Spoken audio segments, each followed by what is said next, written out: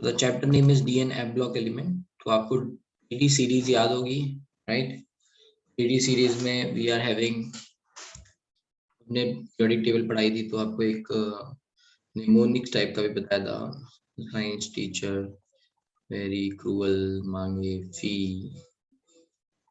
कोई नहीं क्यों जाना।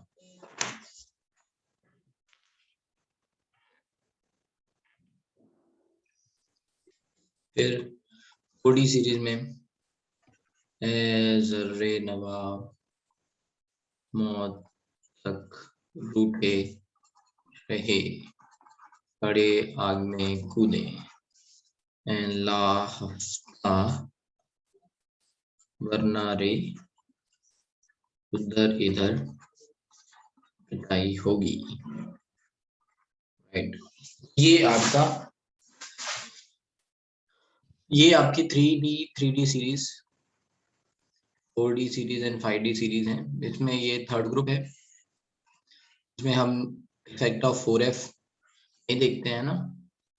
हमने देखा था एटॉमिक रेडियाई का जो सीक्वेंस है वो अगर हम ज़िरकोनियम एंड हाफनियम के लिए देखेंगे अप्रोक्सीमेटली सेम आएगा। Similarly niobium, tantalum, molybdenum, tungsten, तो इनकी एटॉमिक रेडियाई एकदम वेरी क्लोज आती है ना, अप्रोक्सीमेटली सेम आती हैं। स्लाइटली ये बिगर ही होती है 5D वाली, बट अप्रोक्सीमेटली सेम हो जाती है, ठीक है? That we are going to see in a chart. अच्छा, all these elements, D block element, इनमें क्या है? अनपेयर्ड इलेक्ट्रॉन्स हैं, उसके कारण इनकी प्रॉपर्टीज आती हैं, कलरिंग प्रॉपर्टी आती है, मैग्नेटिक बिहेवियर आता है, ये सब है। जिंक, कैडमियम, Hg इन और लेट्स से मेटालिक बॉन्डिंग में भी हम इनकी बात करेंगे कि जो अनपेयर्ड इलेक्ट्रॉन्स रहते हैं those are going to contribute in covalent bonding. याद रखना है जो डी ब्लॉक के एलिमेंट्स हैं, डी ब्लॉक के एलिमेंट्स हैं, उनमें उनकी जो मेटालिक बॉन्डिंग है और एस ब्लॉक की मेटालिक बॉन्डिंग है, तो डी ब्लॉक की मेटालिक बॉन्डिंग थोड़ी स्ट्रॉन्गर आती है ना। डी ब्लॉक के एलिमेंट्स, डी ब्लॉक के मेटल्स सॉफ्ट मेटल नहीं है। उसका रीजन ये है कि वो उसमें थोड़ी कोवेलेंट बॉन्डिंग भी बोलते हैं, राइट? जैसे हमने डेल्टा बॉन्ड पढ़ा हुआ है, राइट? तो डी ब्लॉक के एलिमेंट्स थोड़ा कोवेलेंट बॉन्डिंग में भी पार्टिसिपेट करते हैं और उसके कारण उनकी स्ट्रेंथ, जो बॉन्डिंग में स्ट्रेंथ है वो बढ़ जाती है और इसी के कारण उनके melting point, boiling point S block के मेटल्स के मेल्टिंग पॉइंट, बॉइलिंग पॉइंट से ज्यादा हो जाते हैं, हार्डनेस ज्यादा हो जाती है, ठीक है? बट अगर हम जिंक की बात करें, जिंक, कैडमियम, Hg की बात करें, तो इनके पास कोई अनपेयर्ड इलेक्ट्रॉन नहीं है। डी डी सब सेल में है ना, D10 कॉन्फ़िगरेशन है। डी सब सेल में कोई भी अनपेयर्ड इलेक्ट्रॉन ना होने के कारण केवल और केवल जो NS के इलेक्ट्रॉन है, मतलब 4s2 यहाँ पे 5s2 और यहाँ पे 6s2, केवल यही मेटेलिक बॉन्डिंग में पार्टिसिपेट करते हैं, राइट? हाँ, कोई कोवेलेंट बॉन्डिंग टाइप मतलब नहीं रहता मेटल मेटल के बीच में, राइट? या फिर आप बोल सकते हो जो जो N-1 डी सब सेल है उसके इलेक्ट्रॉन बॉन्डिंग में पार्टिसिपेट नहीं कर सकते करते, राइट? उसके कारण इनकी बॉन्डिंग क्या हो जाती है, थोड़ी वीक हो जाती है। इसीलिए आपने मेटलर्जी में भी पढ़ा था, राइट, कि हम जिंक और मरकरी को डिस्टिलेशन से है ना सेपरेट कर, रिफाइन कर सकते हैं। तो जिंक, कैडमियम, Hg इन सब को डिस्टिलेशन से इसीलिए रिफाइन कर सकते हैं क्योंकि इनका मेल्टिंग पॉइंट और बॉइलिंग पॉइंट कम है। और ये मेल्टिंग पॉइंट, बॉइलिंग पॉइंट क्यों कम है? क्योंकि इनमें केवल और केवल मेटेलिक बॉन्डिंग है, वो कोवेलेंट बॉन्डिंग वाला पार्ट नहीं आ रहा है, ठीक है? ये अंडरस्टूड? वाली बात रिलेट कर पा रहे हो, ठीक है? तो जिंक, कैडमियम, Hg इनको ट्रांजिशन एलिमेंट का भी पार्ट नहीं बताते हैं, है ना। डी ब्लॉक एलिमेंट्स तो हैं ये, बट ये ट्रांजिशन एलिमेंट्स नहीं है, these are not considered as transition element. और जिंक, कैडमियम, Hg के बारे में और क्या मतलब फेमस बात है कि down the group generally electron negativity घटती है, बट जिंक, कैडमियम, Hg में down the group electron negativity बढ़ती है। इसीलिए मरकरी के कंपाउंड ज्यादा कोवेलेंट हैं कंपैरिजन टू जिंक कंपाउंड। तो ZnCl2 और HgCl2 में अगर कभी भी आपसे पूछा जाए कोवेलेंट कैरेक्टर ज्यादा किसका है, तो आप याद रखना कि वो Hg का ज्यादा है, ठीक है? अब इतनी सारी बातें याद रही,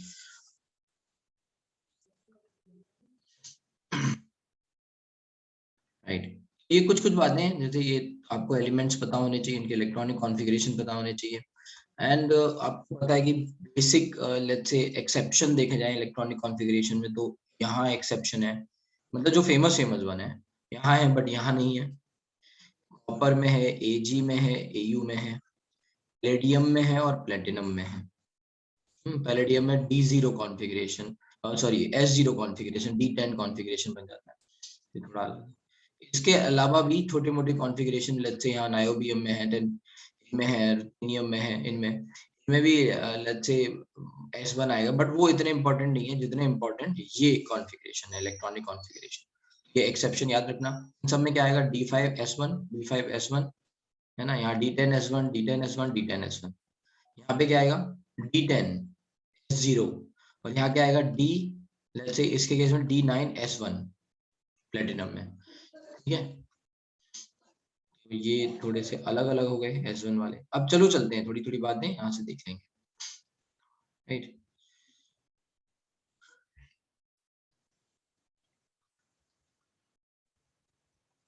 D block of periodic table contains the elements of group 3 to 12, in which D blocks are progressively filled in each of the 4 long periods. तो long periods का मतलब हो गया 3D series, 4D series, 5D series, 6D series, है ना।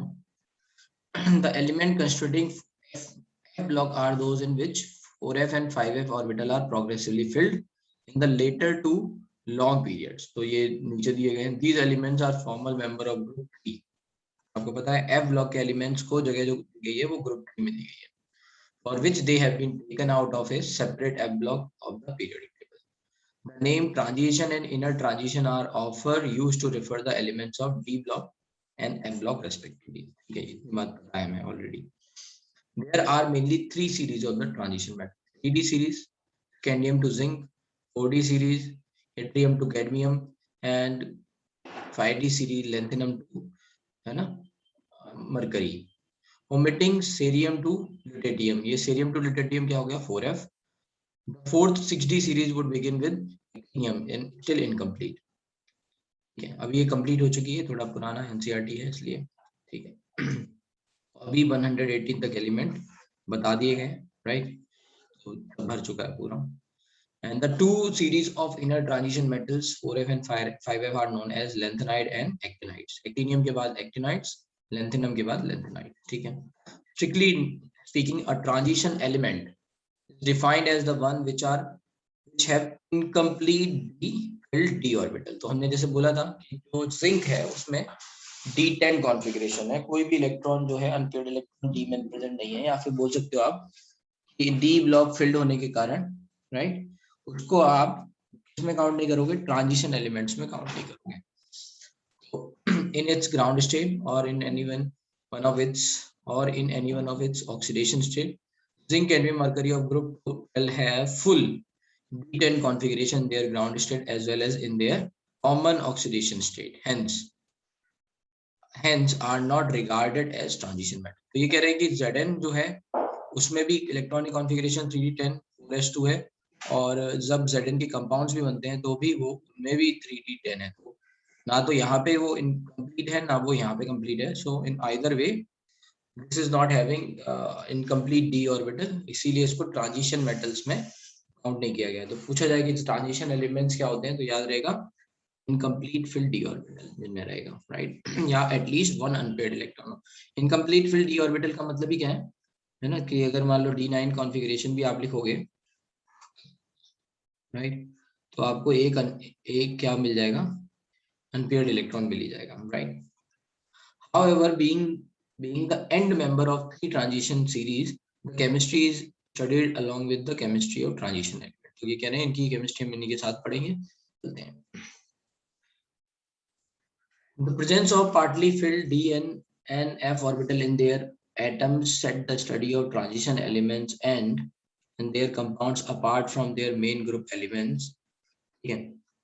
So एक minute, main group elements, the presence of partly filled D and F orbital in their atoms set the study of transition elements and their compound apart from their main group elements. यहाँ main group elements का मतलब है S and P block से, ठीक है।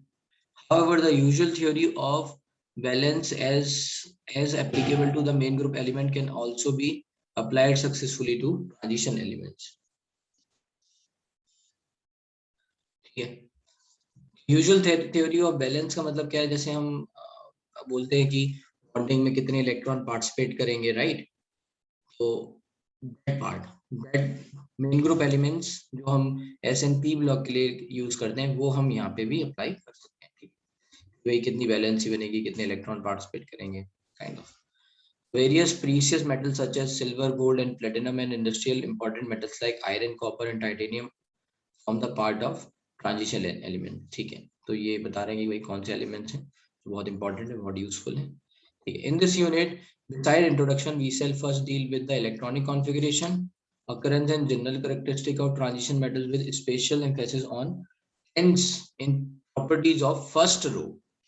तो 3D series की mainly बात करेंगे. First row transition metals and the preparation property of some important compound. These are going to be K2M, K2, Cr2O7 and KMnO4. This will be followed by the consideration of general aspects such as electronic configuration, oxidation state and chemical reactivity of F block elements. तो इतना हम पढ़ेंगे. So let's start D block. तो position in periodic table कहाँ है, S और P के बीच में है. S are metals, P are non metals, S block and P block. तो ये ट्रांजिशन मेटल्स इसीलिए इनका नाम दिया गया है क्योंकि इनकी प्रॉपर्टीज मेटल से भी इन्फ्लुएंस्ड है और यहाँ पे कुछ नॉन मेटेलिक बिहेवियर से भी इन्फ्लुएंस्ड है. जैसे आपने देखा होगा H2 Cr2 CrO4 H2 CrO4 है ना, ये एसिड है, मेटल है बट इसका ये एसिड देता है. प्लेटिनिक एसिड HAuCl4 ये क्या है, एसिड्स हैं. H2PtCl6 ये क्या है, एसिड है ना. HMnO4 क्या है, एसिड है. तो मेटल्स बीइंग मेटल ये क्या दे रहे हैं, एसिड वही दे रहे हैं, राइट. तो कुछ प्रॉपर्टीज आपकी मेटल से हैं, कुछ प्रॉपर्टीज नॉन मेटल से इन्फ्लुएंस हैं. तो इसीलिए इनको बीच में आने के कारण ट्रांजिशन एलिमेंट बोलते हैं कि प्रॉपर्टीज का ट्रांजिशन हो रहा है ना, मेटल से नॉन मेटल की तरफ. चलते हैं. D block occupies the large middle section flanked by S and P blocks in the periodic table. The very name transition given to the elements of D block is only because of their position between S and P block elements. The D blocks of the penultimate energy level in their atoms receive electrons giving rise to the 3 rows of transition metals. तो ये कह रहे हैं कि जो D orbitals of penultimate cell है n-1, penultimate मतलब n-1. n-1 D के कारण यहाँ पे ये सीरीज आ रही हैं 3D 4D and 5D. Fourth raw of 6D. अच्छा ये बात हटा देते हैं. चलते आगे. Electronic configuration. तो इलेक्ट्रॉनिक कॉन्फ़िगरेशन आप सबको पता है कि अगर n-1 D है तो यहाँ पे इलेक्ट्रॉनिक कॉन्फ़िगरेशन क्या रहेगा, 1 to 10 और यहाँ पे 4s सॉरी ns से 2 रहता है. बट एक एक्सेप्शन है, यहाँ पे ns 0 भी रहता है. कई बार ये 0 to 2 भी लिख देते हैं. ये एक्सेप्शन पैलेडियम वाला है. ठीक है. तो जनरल लेट्स से अगर हम देखेंगे तो 1. In general, the electronic configuration of these elements is n-1 D1 to D10 ns1 to 2. n-1 stands for the inner D orbitals which may have only 1 to 10 electrons and the outermost ns orbital may have 1 or 2 electrons. ठीक है. However, this generalization has several exceptions because of very little energy difference between n-1 D and ns orbital. तो यहाँ पे बोल रहे हैं exceptions हैं. Furthermore, half and completely filled sets of orbitals are relatively more stable. तो आपको exception भी बता दिया उन्होंने क्यों हो रहा है. A consequence of this factor is reflected in the electronic configuration of chromium, copper. Consider in the case of chromium, which has 3d5-4s1 instead of 3d4-4s2. The energy gap between two sets 3d and 4s of orbitals is small enough to prevent electron entering in 3d orbitals. तो ये कह रहे हैं कि भाई इसमें ऐसा है कि जो 3 और 3d और 4f है, सॉरी 4s है, इनके बीच में जो एनर्जी का जो गैप है वो बहुत कम है, राइट. तो ये इतना ज्यादा नहीं है कि यहाँ पे है ना 3d में इलेक्ट्रॉन जंप होके, मतलब अगर देखा जाए तो 4s पहले भर जाता है, राइट. कह रहे हैं ये इतना छोटा नहीं है कि यहाँ से ये इधर ना पाए, है ना. So it is not small enough to prevent electron entering in 3d orbital. So it is not, मतलब इतना नहीं है कि ये इसमें ना आ पाए, राइट. ठीक है. तो जनरली होता क्या है कि इलेक्ट्रॉन जो है वो यहाँ से यहाँ आ जाता है, और हम इसको एक्सचेंज एनर्जी में भी देखते हैं कि because of this exchange are more and every exchange is going to release some energy. आपको याद होगा कि इसका रीजन क्या था कि why D5 and D10 configuration are more stable. तो रीजन था एक्सचेंज एनर्जी, है ना. Every let's say electrons can exchange with the similar spin electron. तो ये आपस में डीजनरेटेड इलेक्ट्रॉन्स हैं, इनकी सबकी एनर्जी बराबर है, एक दूसरे से अपनी पोजीशन एक्सचेंज कर सकते हैं, अपने ऑर्बिटल्स एक्सचेंज कर सकते हैं, and because of that energy will release. So जितने ज्यादा एक्सचेंज होंगे उतनी एनर्जी रिलीज होगी. Similar in case of copper, the configuration is this and not this. चलो ये बात पता है. Electronic configuration in ground state इन्होंने दे रखा है, राइट. चलो यहाँ पे बस एक्सेप्शन देख लेने. 4s1 यहाँ पे भी आपको याद रखना है, एलईडीएम में 0 है, ये एक्सेप्शंस हैं. बाकी ये बहुत सारे और एक्सेप्शंस हैं, ठीक है, वो याद नहीं रहेंगे. मोलिब्डेनम वाला याद रखो नॉर्मल. और ये यहाँ पे अगर देखेंगे तो एक्सेप्शन कहाँ पे है, प्लेटिनम में और, है ना, गोल्ड में. ठीक है, ये बस एक्सेप्शन, थोड़े एक्सेप्शन याद रखने हैं, बाकी तो सब में बहुत सारे ऐसे हैं ना जिनमें ये 5s1 इलेक्ट्रॉनिक कॉन्फ़िगरेशन. तो ठीक है, इतने ये बस मेन एक्सेप्शंस याद रखने हैं, फिर आगे चलते हैं. The electronic configuration of zinc, cadmium, Hg are represented by general formula this. The orbitals in these elements are completely filled in the ground state as well as in their common oxidation state. Therefore, they are not regarded as transition elements. Okay, फिर वही बात लिखी हुई है.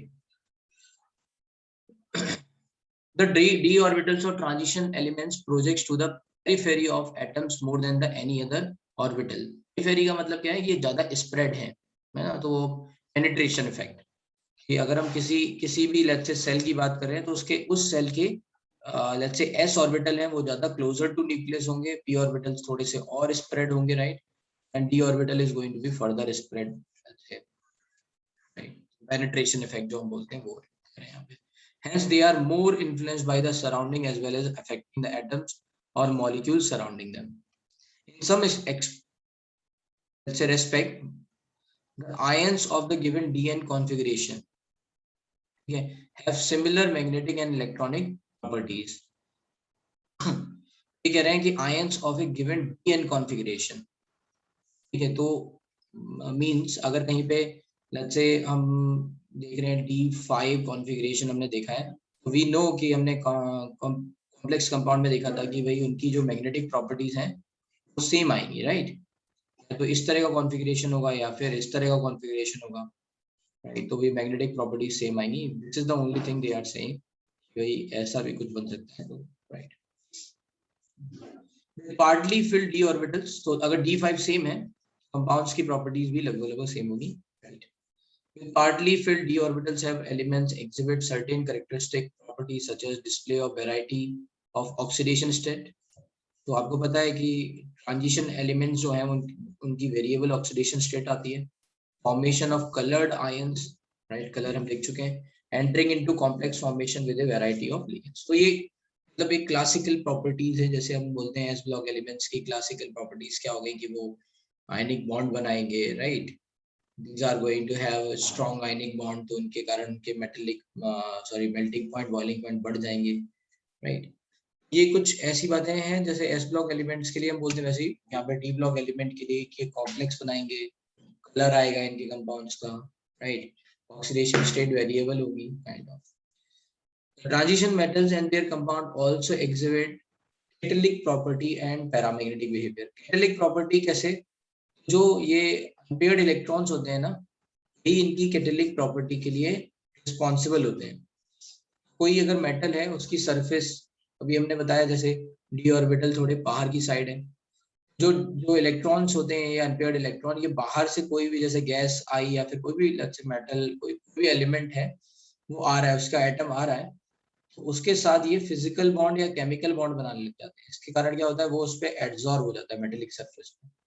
है ना, वो atom जाके एड्सॉर्ब होने लग जाता है, या वो गैस जाके एड्सॉर्ब होने लग जाती है, एंड बिकॉज ऑफ दैट ये कॉम्प्लेक्स कैटेलिक प्रॉपर्टी आती है। तो जो अनपेयर्ड इलेक्ट्रॉन्स हैं डी ऑर्बिटल के, वही रिस्पॉन्सिबल है किसके लिए, कैटेलिटिक एक्शन के लिए, ठीक है। ऑल दीज कैरेक्टरिस्टिक, इसीलिए आपने ये भी देखा होगा कैटेलिस्ट बड़े सुटेबल, मतलब सेलेक्टिव टाइप के होते हैं, है ना। अगर आपने रिएक्शंस देखी हैं अभी ऑर्गेनिक में, तो कुछ पर्टिकुलर रिएक्शन में स्पेसिफिकली आपको वही कैटेलिस्ट डालना है। अगर आपने कैटेलिस्ट चेंज कर दिया या फिर उस की ऑक्सीडेशन स्टेट भी चेंज कर दी, तो भी गड़बड़ हो जाएगा, है ना, राइट। तो ये transition metals and their compounds also ये थी। There are greater horizontal similarity in the properties of transition elements in the contrast to main group elements। तो यहाँ पे ये कह रहे हैं कि भाई 3D सीरीज, 4D सीरीज और 5D सीरीज, उनकी जो प्रॉपर्टीज हैं वो ज्यादा मतलब सिमिलरिटी मिलेगी in comparison to, I think main group elements का मतलब यहाँ पे ये किस ग्रुप की बात कर रहे हैं।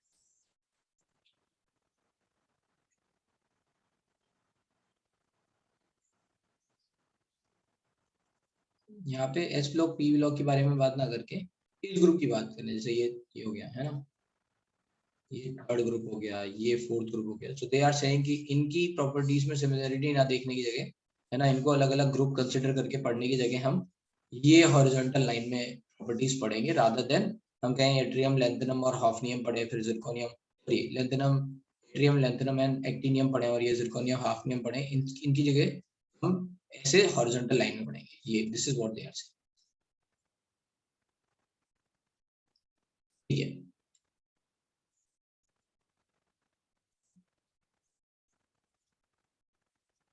अच्छा, आपकी बुक में कुछ और दे रखा है, बाकी सारी चीज सही है, या फिर ये मैं नई बुक डाउनलोड कर, पुरानी वाली मेरे पास पड़ी हुई है, मतलब बहुत ज्यादा चेंजेस है, इंफॉर्मेशन लगभग सेम ही है।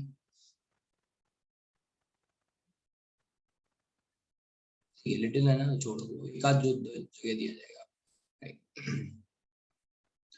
We are going to study group row wise, है ना, rather than group wise. Physical properties, physical property में क्या है, nearly all the transition metals display typical metallic properties such as high tensile strength, है ना, ductility, malleability, high thermal and electrical conductivity, metallic lustre. तो एक question आपको पूछा गया होगा बीच में, मेटेलिक लश्चर किसके कारण आता है ना, विच व्हाट इज रिस्पॉन्सिबल, तो उसके लिए याद रखना है डीलोकलाइज्ड इलेक्ट्रॉन, और यू कैन से जो बाहर वाले लेट्स से इलेक्ट्रॉन्स होते हैं जो मेटेलिक बॉन्डिंग में पार्टिसिपेट करते हैं, that is going to jump, है ना, यही भागते रहते हैं, जंप करते रहते हैं, वैलेंस शेल इलेक्ट्रॉन। ये जो इलेक्ट्रॉन्स हैं, ये इलेक्ट्रॉन सी मॉडल, ये हमने पढ़ा था मेटेलिक बॉन्डिंग के लिए। कंडक्टिविटी, इलेक्ट्रिकल कंडक्टिविटी इन मेटल्स में कैसे आती है, जैसे कॉपर वायर है, हम तो कॉपर वायर में बोलेंगे कि कॉपर के एटम्स ऐसे अरेंज हैं एक दूसरे के साथ, इलेक्ट्रॉन यहाँ पे एक दूसरे से, एक से एटम से दूसरे एटम पे जंप कर रहे हैं, and these all electrons are delocalized electron, भागते जा रहे हैं इधर उधर। ये इलेक्ट्रॉन जो हैं वो रिस्पॉन्सिबल है मेटेलिक क्लस्टर के लिए, तो वैलेंस शेल इलेक्ट्रॉन बोल सकते हो आप, है ना, are responsible for metallic cluster with the exception of zinc, cadmium, Ag and Mn, ठीक है। न्यू वाली ये यूज कर लेते हैं, चलो, हाँ, राइट, सही बात है, सबके पास तो न्यू वाली ही है। तो एक मिनट मुझे दो, बस एक मिनट, ठीक है।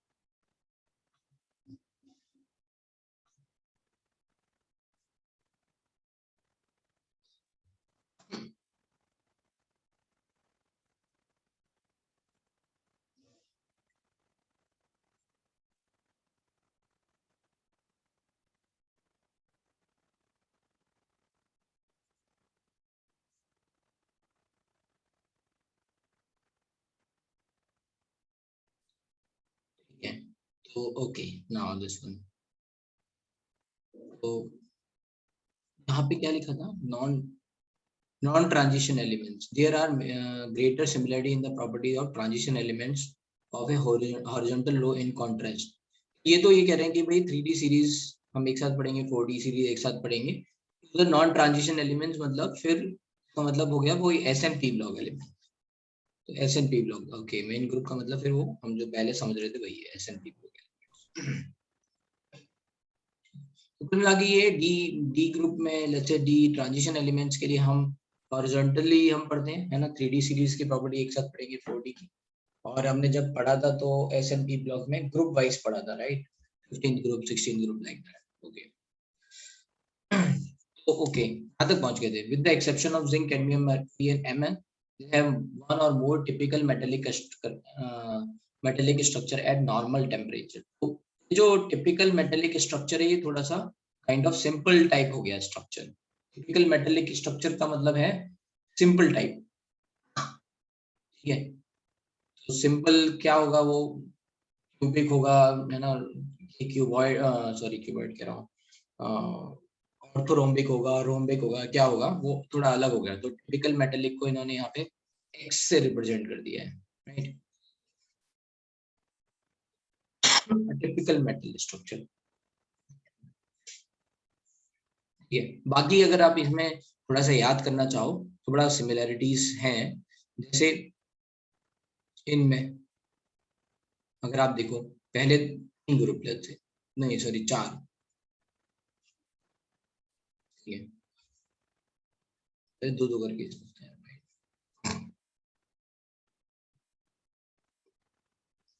पहले 2 में ये HCP दे रहे हैं, ठीक है, HCP is the main, let's say over here.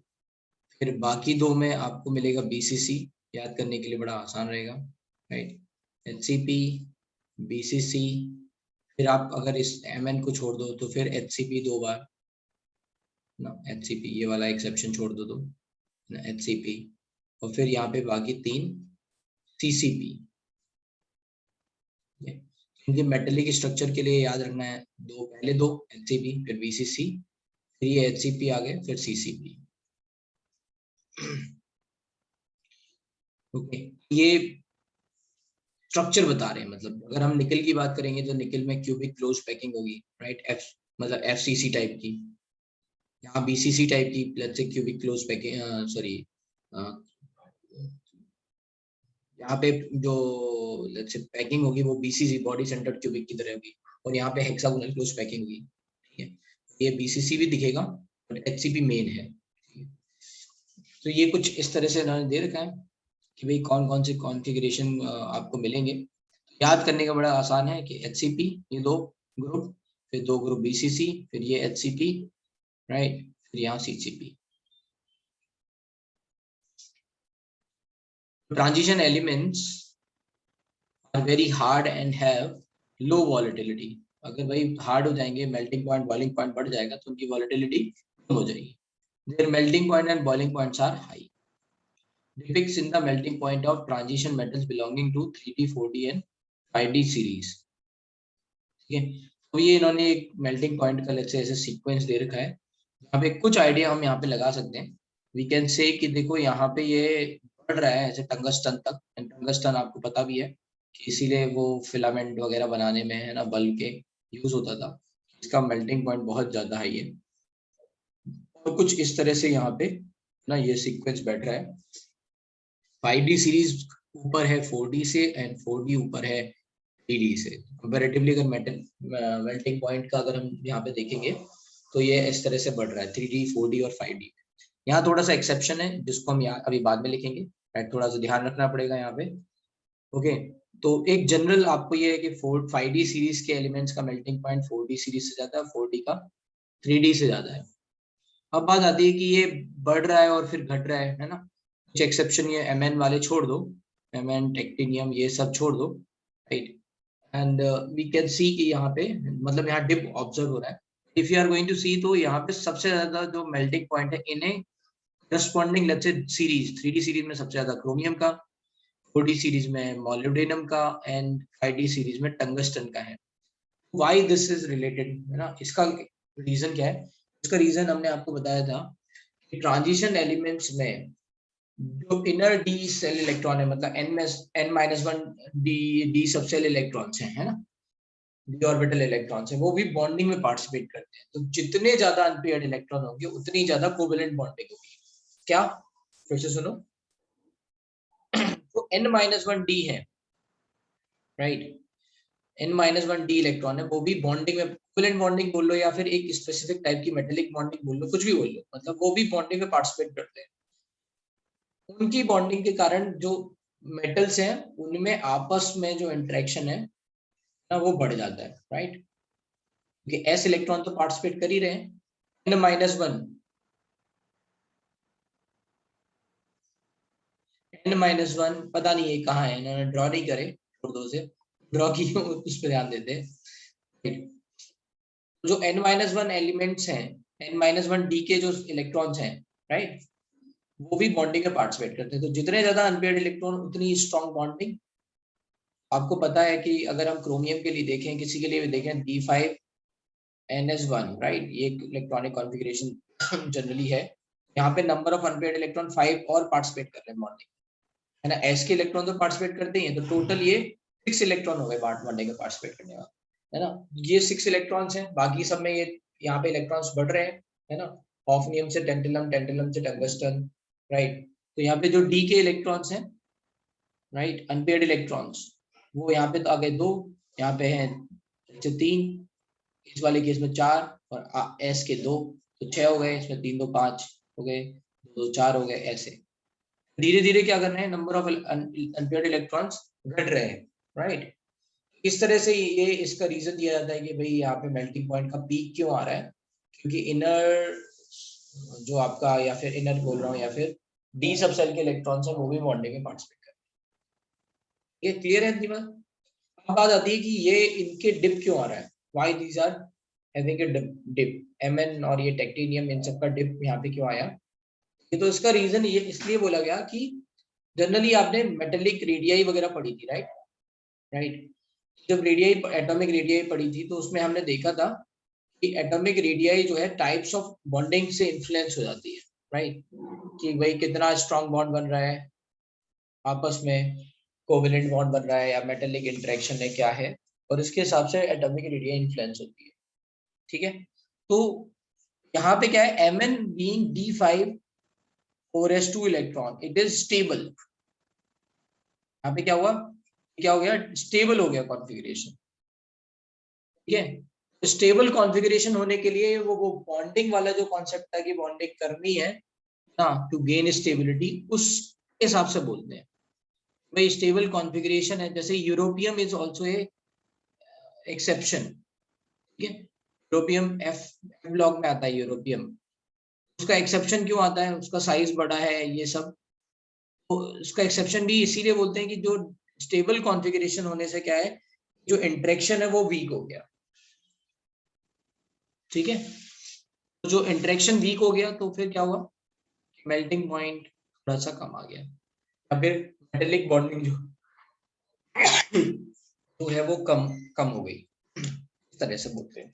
ये थोड़ा एक्सेप्शन की तरह याद रख लो, या इसका रीजन भी याद रख लेना, यहाँ पे थोड़ा हाफ फिल्ड हो रहा है इसलिए लास्ट में, यहाँ आपको याद रखना है। ये तो जनरल है 5D 4D एंड 3D, लेकिन अगर आप कॉपर, AU और Hg के लिए देख रहे हो, राइट, यहाँ पे थोड़ा मिक्स है कि यहाँ पे कॉपर ज्यादा है, फिर आपको दिख रहा है AU और फिर Ag, तो ये वाला ऑर्डर याद रखना है, ये तो जनरल ऑर्डर है ना। यहाँ पे ये ऑर्डर याद रखना है। ये कैसा हो गया, 3D 5D एंड फिर 4D हो गया, ठीक है। मेल्टिंग पॉइंट का ये ऑर्डर याद रहेगा, ये एक्सेप्शन टाइप का है ना। कॉपर ऊपर दिख रहा है ना, फिर AU दिख रहा है, फिर Ag दिख रहा है। चलते हैं आगे, यहाँ पढ़ लेते हैं। Depicts in the melting point, हाँ, the high melting point of these metals are attributed to involvement of greater number of electrons from n-1 d in the addition of ns electron in the interatomic metallic bonding, ठीक है। In any row the melting point of these metals rise to a maximum of d5 except for the anomalous values of magnesium and titanium and fall regularly। कह रहे इनको छोड़ के बाकी जैसे जैसे अनपेयर्ड इलेक्ट्रॉन बढ़ रहे हैं, यहाँ पे डी में अनपेयर्ड इलेक्ट्रॉन बढ़ते जा रहे हैं, वैसे वैसे बढ़ रहा है, तो क्या हो रहा है, गिर रहा है इन दोनों को छोड़ के। fall regularly as the atomic number increases. They have high enthalpy of atomization which are shown in 8.2. ठीक है, the maxima at about middle of these series indicate that one unpaired electron per d orbital is particularly favorable for strong interatomic interaction. ये वही बात हो गई कि जितने भी ऑर्बिटल्स है उनमें एक एक अनपेयर्ड इलेक्ट्रॉन होगा, तो जितने ऑर्बिटल होंगे पार्टिसिपेट करेंगे बॉन्डिंग में, उसके कारण स्ट्रॉन्ग इंटरेक्शन बनेगी। और इन जनरल यू कैन से अनपेयर्ड इलेक्ट्रॉन्स भी बॉन्डिंग में पार्टिसिपेट कर रहे हैं, इसके कारण जो है स्ट्रॉन्ग बॉन्ड बन रहे हैं। In general, greater the number of valence electron, stronger is the resulting bond. Since the enthalpy of atomization is important factor in the determination of standard electrode potential of metal, metals are very high enthalpy of atomization. Enthalpy of atomization का मतलब क्या है, जैसे हमने यहाँ पे कोई metal लिया लेट्स से X, और उसको हमने X गैस में ले गए, एटम में बना दिया, है ना, सॉलिड से पूरा गैस में पहुंचा दिया, ठीक है, तो इसको बोलेंगे एंथैल्पी ऑफ एटमाइजेशन। ठीक है, अब इस एंथैल्पी ऑफ एटमाइजेशन में हम कर क्या रहे हैं, एक्स के जो एटम्स हैं जो सॉलिड में एक दूसरे के साथ थे, उनके बीच के मेटेलिक बॉन्ड ही तो तोड़ रहे हैं। सॉलिड से गैस में ले गए, अलग अलग एटम बना दिए। इस तरह से हम एंथैल्पी ऑफ एटमाइजेशन से मेटेलिक बॉन्ड स्ट्रेंथ आपको मिल रही है, और वो एक तरह से आपका रिप्रेजेंटेशन है मेल्टिंग पॉइंट का भी, तो वहां पे सिमिलर लेस बिहेवियर आपको देखने को मिल रहा है। ठीक है, टंगस्टन ये बीच में आ गए, तो सिमिलर बिहेवियर आपको यहाँ देखने को मिल रहा है, right, similar behaviour. Enthalpy of atomization is important factor in determining the standard electrode potential में यूज आता है। जैसे भी जब भी हम कभी मेटल की बात करेंगे, जैसे जिंक सॉलिड 2 हम कह रहे हैं Zn2 + N, इसी से पता चलता है ना ये ऑक्सीडाइज हो रहा है, इलेक्ट्रोड पोटेंशियल कितना आएगा, Zn सॉलिड से Zn गैस गई ना, स्टैंडर्ड एंथैल्पी एटमाइजेशन, फिर गैस से Zn2+ गए, आयनाइजेशन एनर्जी आई, फिर आई hydration energy, this is a important factor. The very high enthalpy of atomization means very high boiling point। ठीक है, जो एटमाइजेशन है वो आपका यहाँ पे है ना बॉइलिंग पॉइंट को भी डिफाइन कर रहा है कि भाई जिसका एटमाइजेशन ज्यादा होगा उसका मेल्टिंग पॉइंट बॉइलिंग पॉइंट ये ज्यादा होगी, tend to be noble in their reaction. ठीक है, तो ये कह रहे हैं जो एक minute, finding the standard electrode potential of metals with very high enthalpy of atomization tends to be noble in their reactions। तो इसका मतलब ये है कि ये लेस रिएक्टिव हो रहे हैं, जिसकी एंथैल्पी ऑफ एटमाइजेशन बढ़ रही है, जिसकी एंथैल्पी ऑफ एटमाइजेशन बढ़ रही है। ठीक है, तो अब थोड़ा बैकग्राउंड में जाते हैं थोड़ा सा।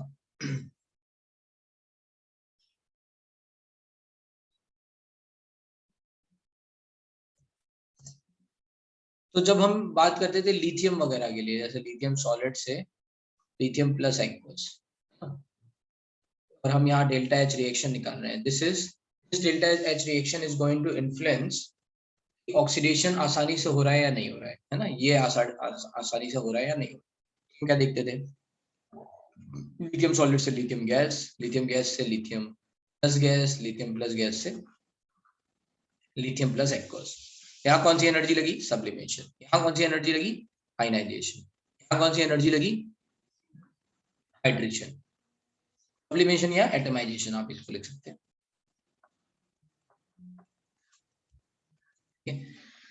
ये एनर्जी क्या है, पॉजिटिव, ये एनर्जी क्या है, पॉजिटिव, और ये एनर्जी क्या है, नेगेटिव।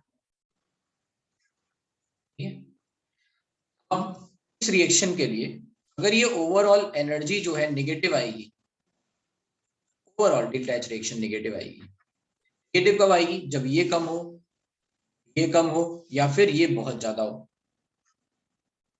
ठीक है, ये क्या होगा, ये डेल्टा एच रिएक्शन नेगेटिव आएगी, हम कहेंगे एक्सोथर्मिक रिएक्शन, या फिर हम कहेंगे मोर फेवरेबल, है ना, स्पॉन्टेनियस और बिकमिंग प्लस, इसका ऑक्सीडेशन होगा या फिर ये रिडक्शन की तरफ जाएगा। आपको ये बताए delta G is nothing but delta H minus T delta H. ठीक है, यहाँ पे आपको बताया सॉलिड से एक्वस में जा रहा है, एंट्रोपी बढ़ रही है, मतलब डेल्टा एच पॉजिटिव है, डेल्टा एच तो नेगेटिव आना ही है।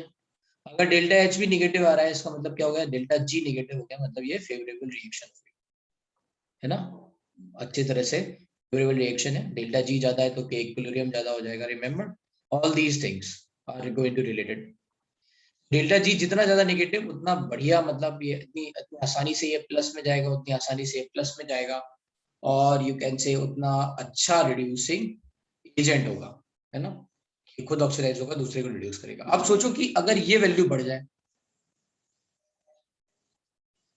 सब्लिमेशन एनर्जी बढ़ने लग जाए, तो क्या होगा, ये डेल्टा एच रिएक्शन कम नेगेटिव होने लग जाएगा, डेल्टा जी भी कम नेगेटिव होने लग जाएगा, इक्विलिब्रियम भी कम आने लग जाएगा, राइट। तो ये क्या होगा, उतनी आसानी से प्लस में नहीं जाएगा, उतनी आसानी से प्लस में नहीं जाएगा, मतलब ये मेटल लेस रिएक्टिव हो जाएगा। बस यही बात कह रहे हैं कि an important factor in determining the standard electrode potential of metals, metals with very high enthalpy of atomization tend to be noble in their reactions। इसका मतलब क्या हो रहा है कि वो लेस रिएक्टिव होगी, ठीक है। इतनी बात समझ में आ गई, डाउट यहां तक?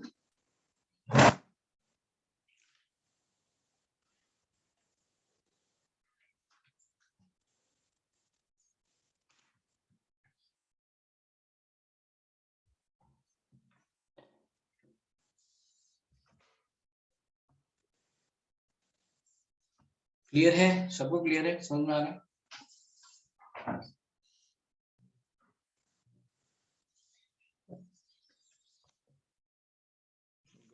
गुड गुड, ठीक है। समझ में नहीं आ रहा है तो बता देना,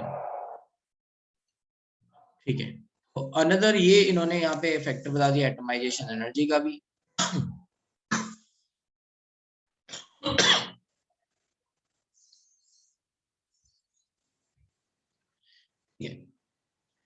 बात आती है यहाँ पे another generalization that may be drawn from 8.2 क्या है, ये वाला, ये हाँ, 8.2 is that the metals of their second and third have greater enthalpies of atomization than corresponding elements of first series, है ना। तो ये फर्स्ट सीरीज आ गया, सीरीज 1 से सीरीज 2 और 3 की ज्यादा है। This is an important factor in accounting the occurrence of much more frequent metal-metal bonding in compounds of heavy transition elements। ये कह रहे हैं मेटल मेटल बॉन्डिंग का मतलब क्या हुआ कि अगर आप ब्रिज एलिमेंट्स देखे होंगे आपने, फिर जैसे आपने देखा था Mn2CO over here whole 10, right. यहाँ पे क्या हो रहा था, Mn आपस में बॉन्ड बना रहे थे, राइट, ठीक है, इनके बीच में बॉन्ड बन रहा था Mn के बीच में। तो दे आर सेइंग कि अगर हम ऊपर की तरफ जा रहे हैं, राइट, तो उनकी एटमाइजेशन एनर्जीज बढ़ रही हैं, ठीक है, and that is also going to contribute in metal metal bonding in the heavy transition. की फ्रीक्वेंसी जो है वो ज्यादा बढ़ जाएगी। तो आपने अगर देखा होगा डेल्टा बॉन्ड की जब हम बात करते हैं, है ना, भी हम कभी डेल्टा बॉन्ड की बात करते हैं तो डेल्टा बॉन्ड में जो लेट्स से एग्जांपल्स दिखते हैं, है ना, सर्च करना एग्जांपल्स, उसमें आपको रोडियम वगैरह के एग्जांपल्स मिलेंगे, राइट। तो इस तरह से हम इसको रिलेट कर सकते हैं, मतलब ये क्या कहना है।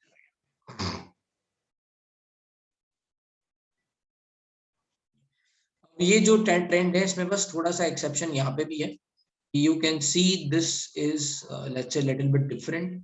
तो आपने पढ़ा था, अभी आपने क्या पढ़ा था कि कॉपर का सबसे ज्यादा था, राइट, मेल्टिंग पॉइंट। अगर हम देखें मेल्टिंग पॉइंट तो कॉपर का सबसे ज्यादा था, और फिर एच यू का था, और फिर एजी का था, राइट। कॉपर एयू एजी, जस्ट कंफर्म, एक बार कंफर्म कर लेते हैं, कॉपर फिर एयू फिर एजी। अगर मान लो हम एटमाइजेशन एनर्जी देख रहे हैं, डेल्टा एच एटमाइजेशन, तो यहाँ पे जो ट्रेंड है वो क्या है, ठीक है, अगर आप देखोगे तो एक क्या कॉपर ऊपर ही है, लेकिन इधर क्या हो गया फिर, है ना, ये उल्टा हो गया, जस्ट कॉपर फिर एजी फिर ए। ये डेटा बेस्ड है, इसमें आप बहुत ज्यादा कुछ help, you can not help much, data based information है, you just have to remember kind of a thing, ये ऐसा आ रहा है। ये कुछ रिलेशन हम बना सकते हैं ओवर ये, ठीक है। तो अगर ये ग्राफ सही है एनसीईआरटी में दे रखा है तो एक बार क्रॉस चेक कर लेना एक बार, है ना, क्रॉस चेक इस बात को, ये तो ठीक है, ये बात सही है ना, इसको बस आप क्रॉस चेक कर लेना एटमाइजेशन।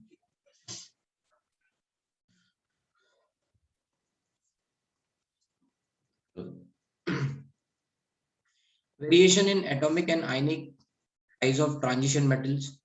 तो आपको पता है ये बात कि लेफ्ट टू राइट जैसे जैसे जेड इफेक्टिव, इसमें हमने एक्सेप्शन भी देखा था, scandium to let's say approximately Mn तक, ठीक है, साइज घटता है, फिर Mn से लेके लगभग लगभग निकल तक साइज घटता है, इट इज वेरी लेस, जो डिक्रीज है वो बहुत कम है और अप्रोक्सीमेटली सेम ही है। देन कॉपर एंड जिंक का है ना लेट्स से साइज बढ़ता है।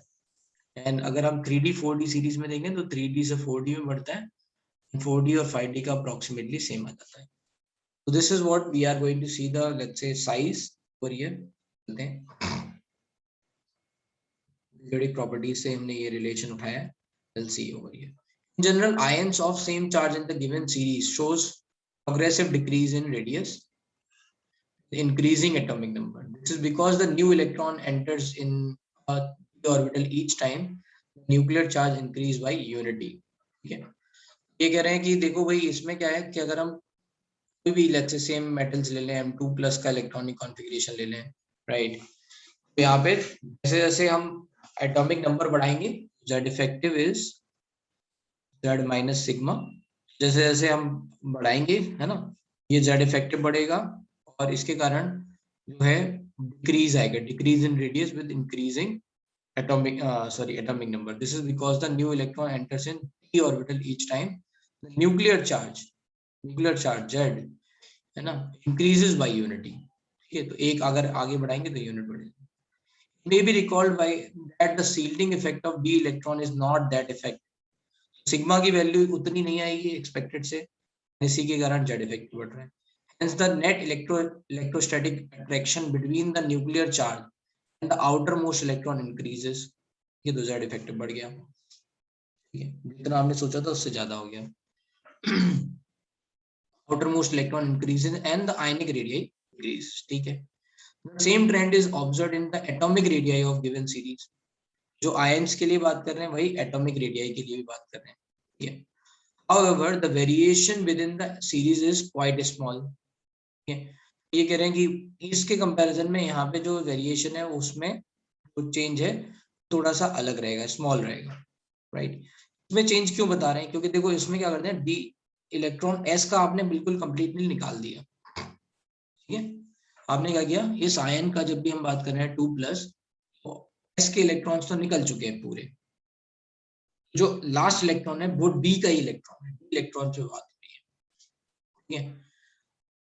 जो पैटर्न आयंस के लिए मिलता है वो यहाँ पे एस के लिए नहीं मिल रहा है. क्यों, क्योंकि यहाँ पे इलेक्ट्रॉनिक कॉन्फ़िगरेशन में थोड़ा बहुत ऊपर नीचे चेंज है, पे ना S1 ही आ रहा है, कहीं पे S2 आ रहा है, इसके कारण एटॉमिक रेडियाई में थोड़ा बहुत रहेगा.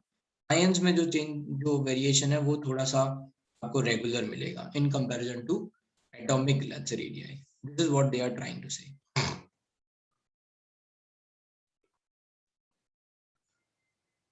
डी ब्लॉक एलिमेंट्स के लिए जेड इफेक्टिव Z-2 होगा. इलेक्ट्रॉन निकाल रहे हैं, नंबर ऑफ न्यूट्रॉन प्रोटॉन्स तो सेम ही है, Z तो सेम ही रहेगा ना भाई. जैसे मान लो Mn है, Mn में 25 प्रोटॉन है, Mn2+ में भी तो 25 ही रहेंगे, कि न्यूक्लियस से प्रोटॉन थोड़ी ना निकाल दे रहे हैं.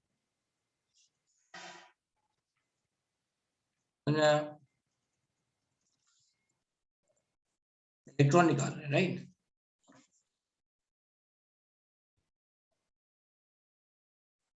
ठीक है. However, the variation within the series is quite small. An interesting point emerges when atomic sizes of one of the series are compared with those of corresponding element in other series. The curve shows an increase from 3D to 4D series, but the radii of third series are virtually same as those of corresponding member of second series. So इसका मतलब ये है कि 4D और 5D की जो radii है वो लगभग सेम है ना, in a galactic group. This phenomena is associated with the intervention of 4f orbitals, which must be filled before 5D series of elements begin. The filling of 4f before 5d series results in regular decrease in atomic radii और lengthened contraction. ठीक है, तो ये आपको पता ही है कि वो 4f के कारण पूरा शील्डिंग दे रहा है, and which essentially compensate for expected increase in atomic size, increasing in effective atomic number लिख सकते थे या effective nuclear charge के हिसाब से. The net results of the lengthened contraction is that the second and the third series exhibit the similar radii. ठीक है, तो यहाँ पे इन्होंने एग्जांपल दे दिया है जिरकोनियम और हाफनियम का. Have very similar physical and chemical properties, much more than that the expected the basis of usual family relationship. इसका क्या मतलब है? तो मतलब ये है कि जैसे हम बी ब्लॉक में बात कर रहे हैं, जो ग्रुप्स हैं उनकी हम प्रॉपर्टीज एक साथ नहीं पढ़ रहे हैं, बट यहाँ पे ये बोल रहे हैं कि ये हाफनियम और ये जिरकोनियम इनकी प्रॉपर्टीज काफी सिमिलर है, right, much more than the usual family relationship, है ना, उससे काफी ज्यादा है, राइट. तो this is what they are trying to say. और ये आ गया आपका रेडियस का ना, एक पैटर्न. ये 3D सीरीज है, 3D सीरीज से बड़ा होगा, जैसे जैसे सेल बढ़ेंगे साइज बढ़ेगा. 3D से 4D की बढ़ रही है. 4D और 5D में यू कैन सी कि ये अप्रोक्सीमेटली वेरी क्लोज है, मतलब जो चेंज यहाँ पे आपको देखने को मिल रहा है वो चेंज आपको यहाँ देखने को नहीं मिल रहा है, राइट. 3D 4D में 4D की ज्यादा, 4D 5D में 4D और 5D अप्रोक्सीमेटली सेम. और इसमें पूछा जाता है सबसे कम रेडियस किसकी है, तो वो है निकल. निकल इज स्मॉलेस्ट साइज. सबसे कम किसकी है, निकल की, राइट. इन सब चीजों के लिए रिस्पॉन्सिबल फैक्टर क्या है, प्रेजेंस ऑफ 4f सबसेल, है ना, उसमें इलेक्ट्रॉन्स जो है 4f में भर रहे हैं. Factor responsible for lengthened contraction is somewhat similar to that the observed in ordinary transition series is attributed to similar cause, the imperfect shielding of one electron by another. ये वो same बात देखिए, मैं आगे चल रहा हूँ. The decrease in metallic radius coupled with the increase in atomic mass results in general increase in the density of these metals. तो अगर मान लो साइज है ना, size by volume, mass by volume, sorry,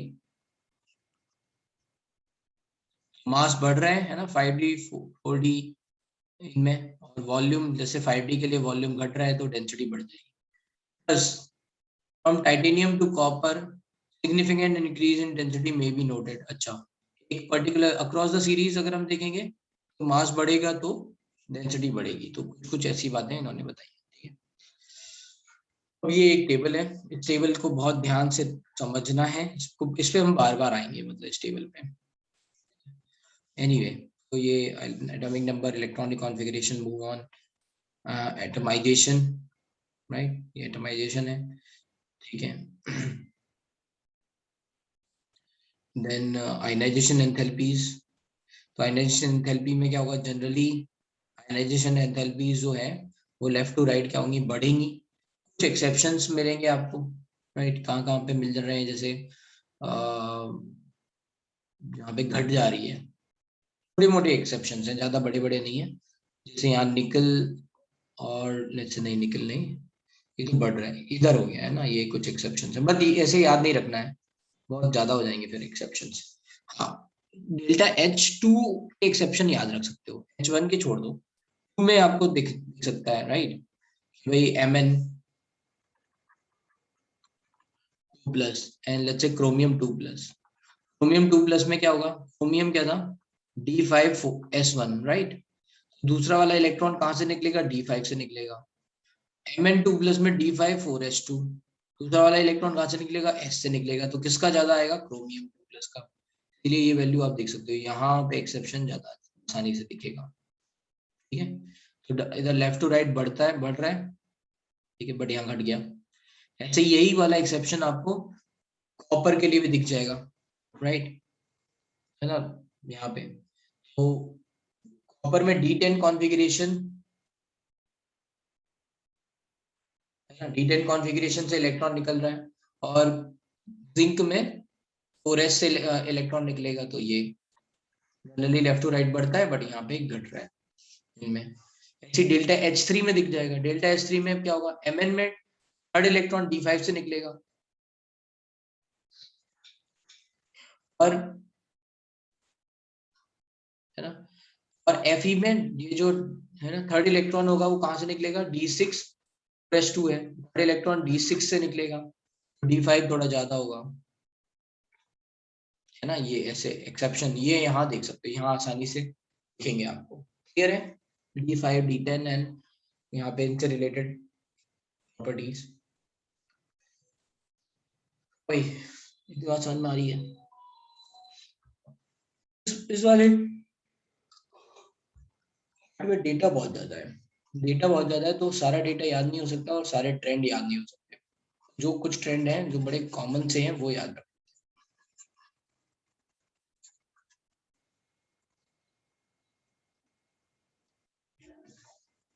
अब बात आती है इलेक्ट्रोड पोटेंशियल की, और इसमें भी हम यही बात देखेंगे। ये इलेक्ट्रोड पोटेंशियल M2+ से M है रिडक्शन, और ये M3+ से M2+ है। M3+ से M2+ में कुछ जगह पे आपको बिल्कुल पॉजिटिव वैल्यूज देखने को मिलेंगी, ठीक है। अच्छा, रिडक्शन पोटेंशियल अगर मान लो कोई मेटल है M3+ से M2+ में जा रहा है, ठीक है, और यहाँ पे reduction potential let's say negative है, इसका मतलब क्या है, इसका मतलब क्या है कि M3+ is oxidizing agent reducing agent, M2+ is oxidizing agent reducing agent. बताओ क्या है इसका मतलब। वैल्यू नेगेटिव है, let's say electrode potential reduction potential negative है।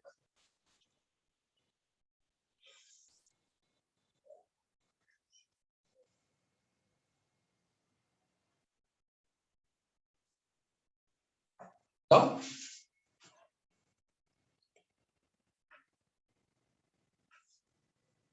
इन लोगों को मेरा क्वेश्चन समझ में आ गया, हाथ उठाओ।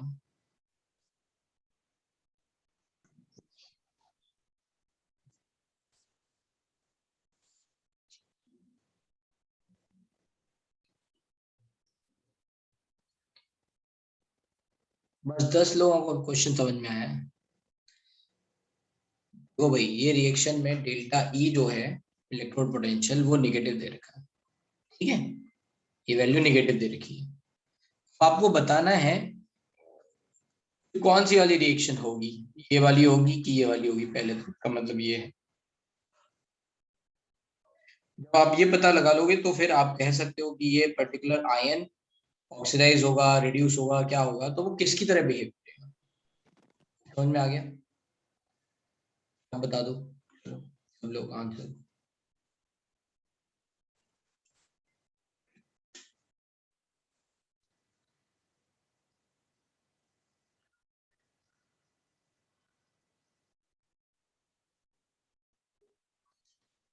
ठीक है, तो अभी कुछ लोगों ने तो आंसर बता दिया है।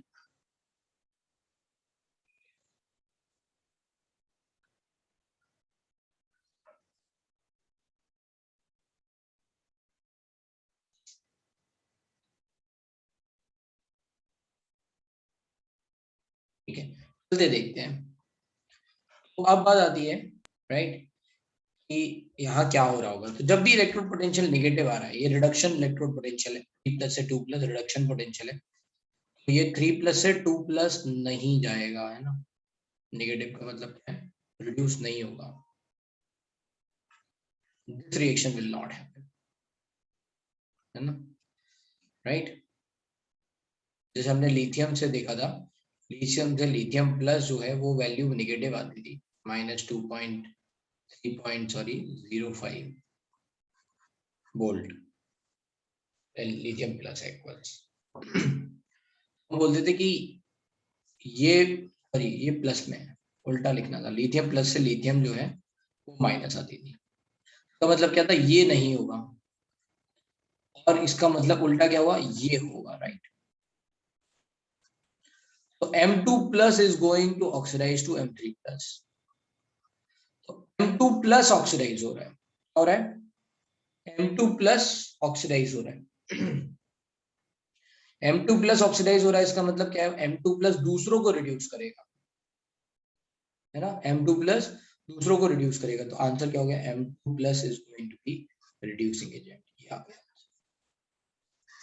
क्लियर है, ये जिन लोगों के आंसर सही है बढ़िया है, जिन लोगों से ये बात नहीं समझ में आई उनको समझ में आ गया, राइट। अब यहीं पे अगर मान लो ये वैल्यू पॉजिटिव आ रही है, इसका मतलब क्या है? ये 4 ऑप्शन है, बताओ। लेट्स से कितने लोगों को समझ में आ गई बात? तो अब इसका आंसर सही आ जाएगा, डेल्टा ई पॉजिटिव हो जाएगा। बताओ भाई, जल्दी जल्दी आंसर दो यार तुम लोग, बड़ा बोरिंग सा लग रहा है मुझे। आंसर आंसर दे नहीं रहे हो कुछ भी। अगर ऐसे ही एटीट्यूड रखोगे तो मैं क्लास खत्म कर दूंगा अभी।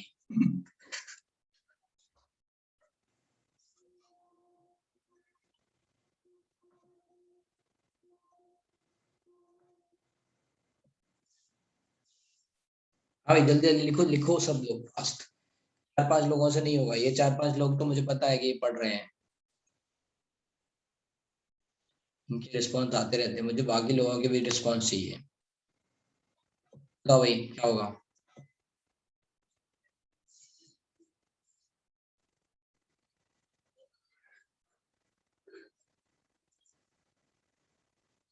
ऑलमोस्ट सबने ही सही आंसर दिए, सब नहीं बट कम आंसर लोगों के आए हैं, 9-10 लोगों के आए हैं। और बताओ भाई फास्ट।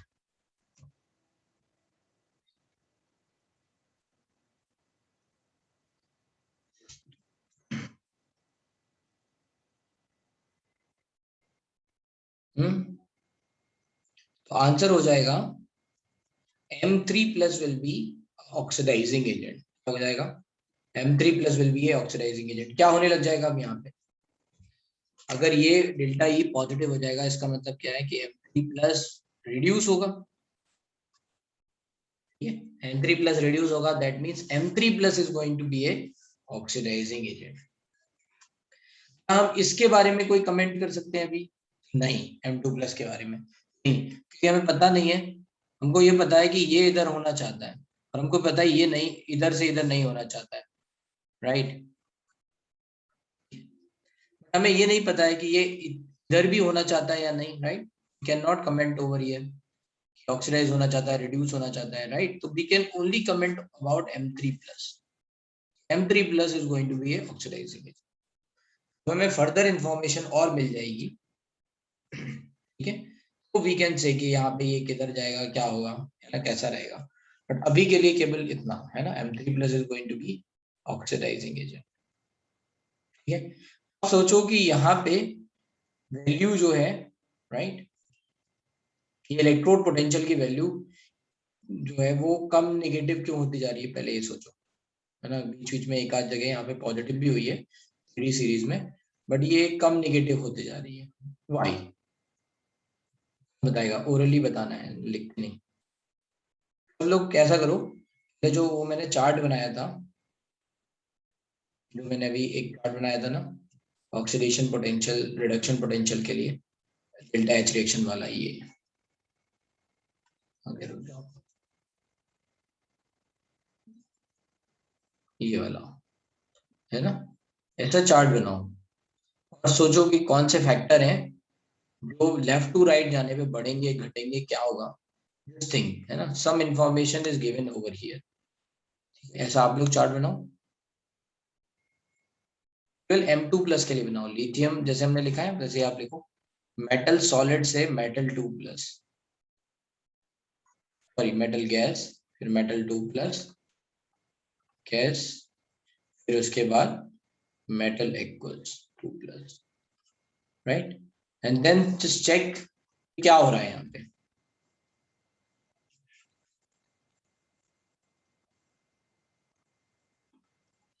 थोड़ा हाइड्रेशन एनर्जी का भी डेटा दे रखा है आगे, कहीं पे दे रखा है, रुक जाओ बताता हूँ।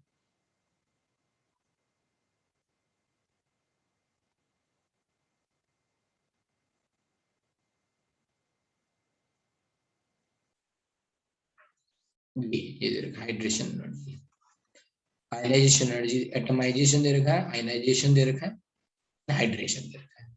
तो इस डेटा पे आप डेटा के साथ जा सकते हो।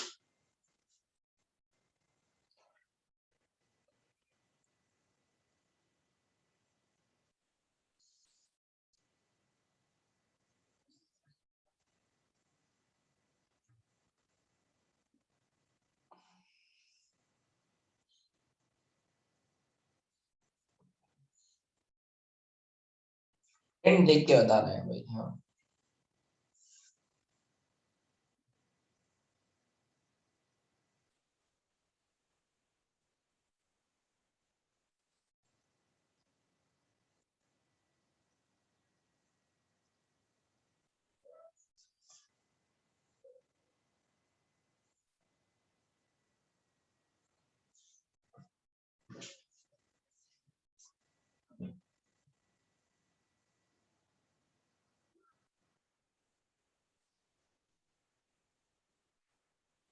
हाँ, कोई बताएगा मुझे क्या होगा, क्यों ऐसा हो रहा है? देखो टोटल डेल्टा एच जो है वो किस बात पे डिपेंड कर रहा है, अगर देखेंगे तो सब्लिमेशन एनर्जी या atomization energy plus total ionization energy plus hydration energy, आपको बताइए दोनों पॉजिटिव है। Any increment in this is going to decrease delta H reaction. Any increment in this or reduction in this, ये कुछ भी हो, will decrease delta H reaction and then क्या होगा, डेल्टा G जो आएगा वो कम नेगेटिव आएगा, और डेल्टा G क्या होता है, माइनस NFE सेल है ना, तो ये इलेक्ट्रोड पोटेंशियल या माइनस NFE रिएक्शन, ठीक है, तो ये E जो है वो क्या हो जाएगा आपका, धीरे धीरे कम नेगेटिव आने लग जाएगा। क्लियर है बात? You can see right, ionization energies बढ़ रही हैं लेफ्ट टू राइट, ठीक है, आयनाइजेशन एनर्जी बढ़ रही है, ठीक है, आयनाइजेशन एनर्जी बढ़ने के कारण क्या हो रहा है, ये वैल्यूज थोड़ी है ना कम नेगेटिव होती जा रही है। कुछ जगह पे एक्सेप्शंस आ रहे हैं, है ना, एक्सेप्शन क्यों आ रहे हैं, क्योंकि सडनली आयनाइजेशन एनर्जी डिक्रीज हो गई, है ना, 1592 से 1509 आ गई, इसका इम्पैक्ट इलेक्ट्रोड पोटेंशियल में आ गया। अगर आयनाइजेशन एनर्जी कम हो जाएगी, डेल्टा एच रिएक्शन की वैल्यू और नेगेटिव आने लग जाएगी, डेल्टा जी और नेगेटिव आने लग जाएगा, और ई सेल बढ़ जाएगा। अगर कहीं पे एकदम से वैल्यू पॉजिटिव हो गई है, इसका रीजन क्या है, वहां पे आयनाइजेशन एनर्जी एकदम से बहुत ज्यादा बढ़ गई है। भाई गॉट इट, समझ में आ रही है?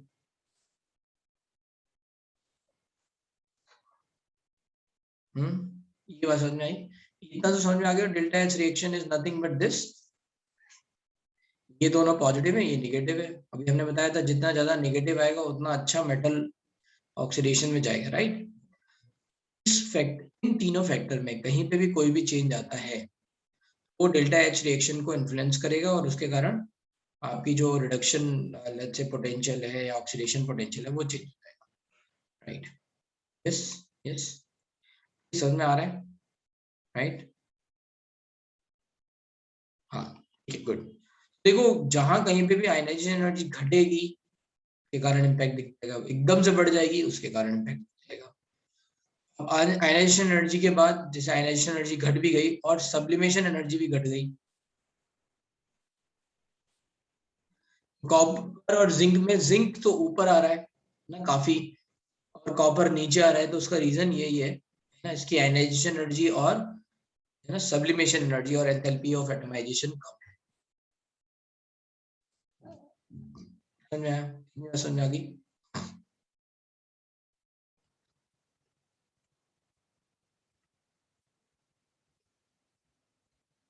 ठीक है, ये इलेक्ट्रोड पोटेंशियल के लिए आ गया, राइट।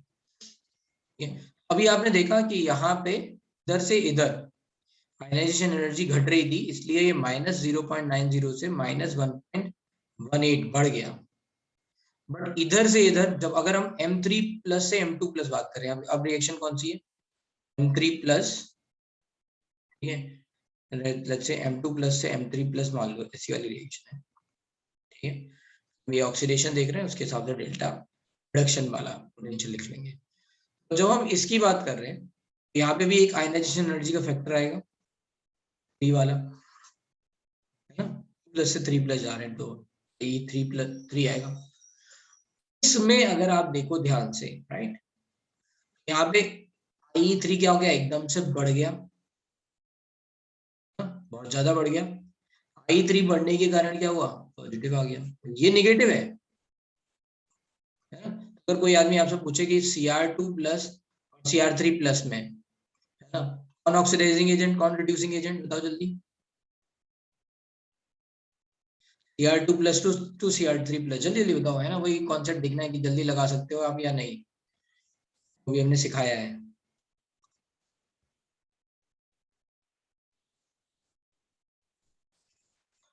हमने सिखाया है, वो आप लगा सकते हो। याद देखना है कि ये कौन सी रिएक्शन है, 3 प्लस से 2 प्लस है, राइट, इसे लिख लो, 3 प्लस से 2 प्लस है, नेगेटिव इसका इलेक्ट्रोड पोटेंशियल आ रहा है, इसका मतलब क्या है, ये वाली रिएक्शन नहीं होगी, कौन सी होगी, ये वाली होगी, Cr2 plus is going to oxidize to Cr3 plus, oxidize होगा इसका मतलब क्या है, ये दूसरों को रिड्यूस करेगा, रिड्यूसिंग एजेंट। हाँ भाई ये लगाना जल्दी जल्दी सीखना भी है। अब बताओ Mn2+ और Mn3+ में, Mn2+ और Mn3+ में, Mn3+ ऑक्सीडाइजिंग एजेंट है ना, रिड्यूस होना चाहेगा। ओके ये तो ये सारी एग्जांपल्स आगे हैं, मतलब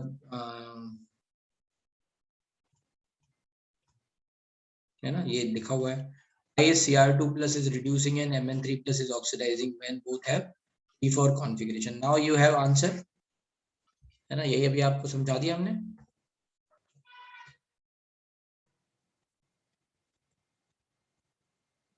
ठीक है चलो अब आगे चलते हैं। ये हाँ राइट बोलो। Hello sir. सर वो Mn2+ से Mn3+ वो वाला आपने बोला था, Mn3+ से Mn2+ के लिए वो दिया है 1.57 ना, तो जिसका मतलब Mn2+ से 3+ बनेगा, तो Mn2+ में हम कमेंट कर सकते हैं ना, 3+ में थोड़ी हम कमेंट कर पाएंगे। मतलब तो बोलो। तो यहाँ पे SRP दिया है 3+ से 2+ के लिए एंड वो 1.57 दिया है प्लस 1.5। हाँ तो इसका मतलब क्या Mn3+ रिड्यूस होना चाहता है, तो मतलब क्या हुआ Mn3+ रिड्यूस होना चाहता है, ये सुन लो लिख लो ना रिएक्शन 3+ से 2+ डेल्टा ई पॉजिटिव, क्या कौन सी वाली रिएक्शन होगी, वाली होगी। यस तो कौन रिड्यूस हो रहा है, Mn3+। Mn3+ के लिए कमेंट करेंगे कि Mn2+ के लिए कमेंट करेंगे, 3+ के लिए कमेंट करेंगे। क्या आपको समझ में आ गया आप कहाँ गलत कर रहे थे। हाँ सर समझ रहा लिख के देखो है ना, लिख के देखो क्या लिखा है यहाँ पे, देखो डेल्टा ई यहाँ पे क्या दे रखा है, राइट। हवा में नहीं होगा, हवा में तो अब बहुत टाइम लगेगा, हवा में आने के लिए आपको काफी प्रैक्टिस चाहिए, लिख के देखो। Okay sir, thank you sir. ठीक है तो ये आई थिंक ये काफी है ना, आपको समझ में आ गया। चलते अभी यहाँ पे कहाँ पे चलना है, राइट।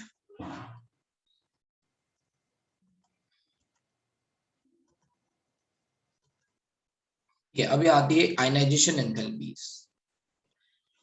तो यही सब बातें मैंने लिखी हुई हैं जो मैंने अभी आपको समझाई है कि फर्स्ट आयनाइजेशन एंथैल्पी में इतना चेंज आपको देखने को नहीं मिलेगा, इतना पर्टिकुलर पैटर्न नहीं मिलेगा क्योंकि इलेक्ट्रॉनिक कॉन्फ़िगरेशन ही ऊपर नीचे है ना। You can not see much let's say change, much pattern, यहाँ बढ़ा, यहाँ घट गया, फिर यहाँ थोड़ा बढ़ा, बढ़ा, बढ़ा, फिर घट गया थोड़ा सा ऐसे, फिर घट गया है ना। तो there is no certain let's say you can say reason, ये इलेक्ट्रॉनिक कॉन्फ़िगरेशन भी चेंज है। इलेक्ट्रॉनिक कॉन्फ़िगरेशन कब अच्छी तरह से आने लग जाएगा, जब एक एक इलेक्ट्रॉन आपने निकाल दिया, right, you are getting some idea. फिर जब 2 इलेक्ट्रॉन निकाल दिया तब तो प्रॉपर ही आइडिया मिल गया। वैसे इलेक्ट्रॉन में कोई इलेक्ट्रॉन हुआ ही नहीं है सब सेल में, तो इसलिए फर्स्ट आयनाइजेशन एंथैल्पीज में ऊपर नीचे मिलेगा, रैंडम थोड़ा आएगा। There is an increase in, हाँ एक आइडिया अगर आपको इन जनरल बोला जाएगा तो हम बोलेंगे कि भाई जेड इफेक्टिव बढ़ रहा है तो left to right ionization energy बढ़ेगी, जेड इफेक्टिव बढ़ रहा है left to right ionization energy बढ़ेगी। तो there is an increase in ionization enthalpy along each series of a transition element from left to right due to an increase in nuclear charge which accompanies the filling of inner d orbitals. Table 8.2 gives the value of first 3 ionization enthalpy of first series of transition elements। ठीक है हमने देख लिया H1 H2 H3 दे रखे हैं। These values shows that the successive enthalpies of these elements do not increase as steeply as in the case of non-transition elements।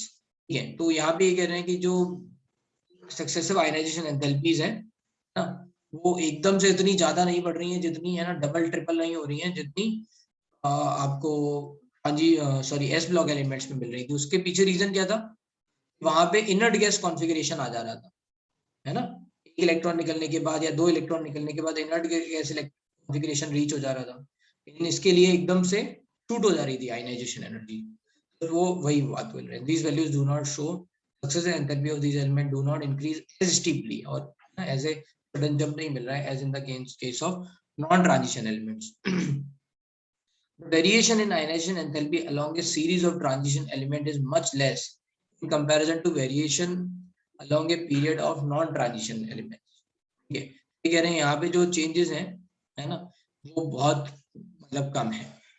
First ionization enthalpies in general increases, but the magnitude of increase in second and third ionization enthalpies for successive elements is much higher along a series.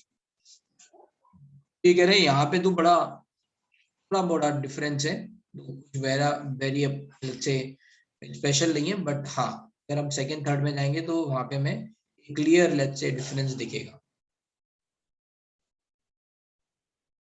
The irregular trend in first ionization enthalpy of metal of 3D series, though a little chemical significance, can be accounted by considering that the removal of one electron alerts the relative energy of 4s and 3D orbitals.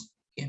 तो ये देखो यहाँ पे आप समझ लो कि यहाँ पे जो ट्रेंड है वो इतना आसपास इतना ज्यादा क्यों है, कि हमने बोला था कि 3D और 4s की एनर्जी लगभग बराबर है.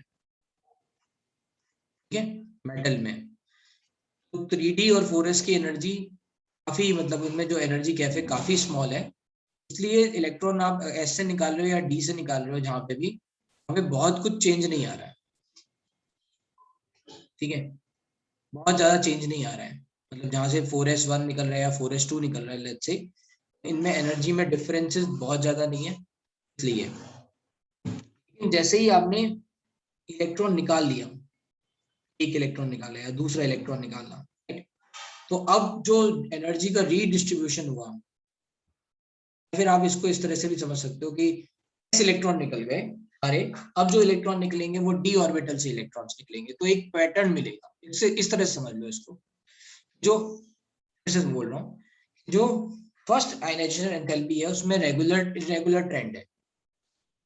ठीक है, उसमें इरेगुलर ट्रेंड का रीजन ही यही है कि जो 4s से इलेक्ट्रॉन निकल रहा है राइट यहाँ पे, और जो 3D सबसेल की पुअर शील्डिंग शो हो रही है राइट, उसके कारण कुछ ज्यादा जेट इफेक्टिव आपका आता नहीं है मेन पैटर्न. ये तो हमने देखा था कि यहाँ पे रेडियस में भी कुछ ऐसा एक्सेप्शंस बन रहे थे राइट, कैंडियम टू मैंगनीज, एंड फिर मैंगनीज के बाद ये सब कोबाल्ट, है ना, आयरन कोबाल्ट निकेल, इन सब की बराबर रेडियस आ रही थी.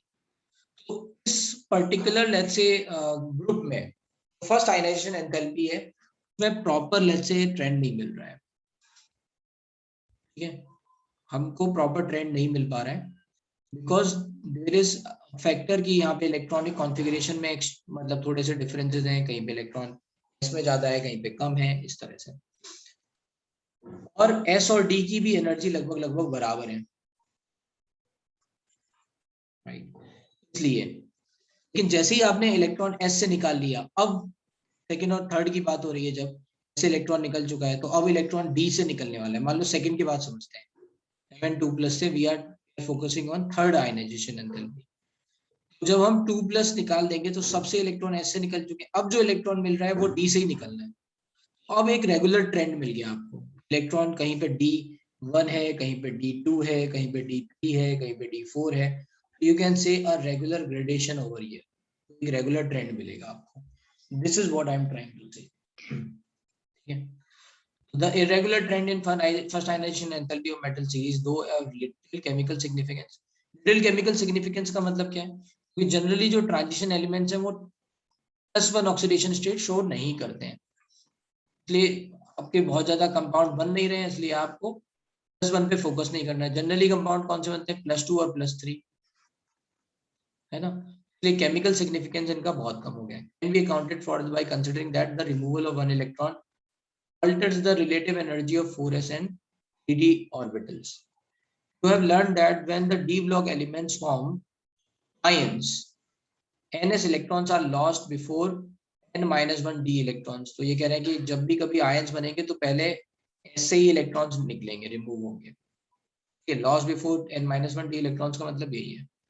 As we moving along the period in 3D series, we have seen that the nuclear charge increases from scandium to zinc, but electrons are added to orbitals of inner subcell, means 3D orbitals, right? ये कह रहे हैं कि भाई Z तो बढ़ रहा है और electrons are adding into 3D, let's say orbitals, 3D orbitals में electron add हो रहे हैं. These 3D electrons shields the 4s electron from the increasing nuclear charge somewhat more efficiently than the outer cell electrons can shield one another. वो reason क्या है, n-1 का जो, थोड़ा सा बैकग्राउंड में चले जाते हैं फिर से, यहाँ पे ये क्या कह रहे हैं, what they are trying to say कि जैसे जैसे हम स्कैंडियम टू जिंक जा रहे हैं, D2 सॉरी S2 कॉन्फ़िगरेशन है 4s2, यहाँ पे भी 4s2 है, तो ultimately you are seeing electron जो है वो 3D में भर रहा है, 1 है ना, लेके D10 ऐसा 2 3 4 राइट। तो जब ऐसा हो रहा है तो जो शील्डिंग है जेड इफेक्टिव है जेड माइनस सिग्मा, डी में इलेक्ट्रॉन जो शील्ड कर रहा है वो एस से ज्यादा कर रहा है, कौन से वाले, 4s से, 3s से नहीं, यहीं पे कंफ्यूजन हो जाता है। इसकी देखो लैंग्वेज कितनी मतलब ऐसे कॉम्प्लिकेटेड लिखी हुई है राइट। अब यहाँ पे इन्होंने पूरी तरह से नहीं लिखा है, ये यहाँ पे ये कह रहा है कि 3D से जो 3D का जो इलेक्ट्रॉन होगा वो 4s के कंपैरिजन में ज्यादा शील्ड करेगा, क्योंकि वो क्या किस में जा रहा है, पेनल्टीमेट सेल में जा रहा है n-1। हमें पता भी है स्लेटर रूल के कारण, nth सेल में अगर इलेक्ट्रॉन जाता है तो वो 0.35 यूनिट से शील्ड करता है, n माइनस में जाता है तो वो 0.85 से शील्ड करता है राइट।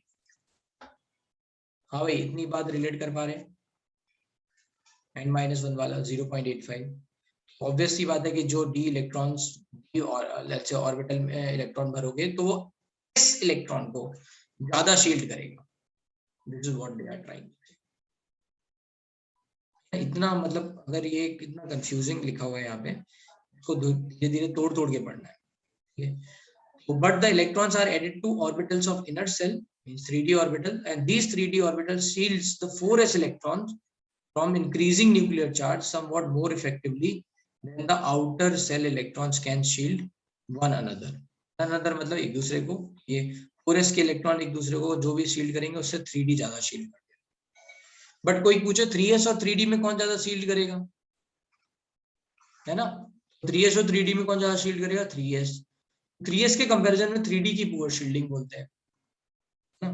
बार लोग कहते हैं कि सर अभी तो आपने बोला था 3D 4f है ना, DNF are going to shield poorly, यहाँ पे आप बोल रहे हो ज्यादा है, तो वो ज्यादा किस रेफरेंस में, n-1 के कारण। सेम सेल में जब हम बोलते हैं कि सेम सेल के इलेक्ट्रॉन्स हैं, देन वी से कि हाँ देखो भाई सेम सेल के केस में D और F का है ना शील्डिंग कम आएगा कंपैरिजन टू 4s।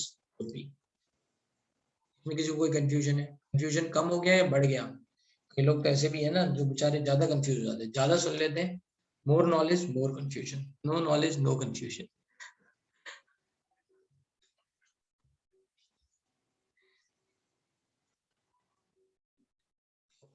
इंक्रीज हो गया कंफ्यूजन।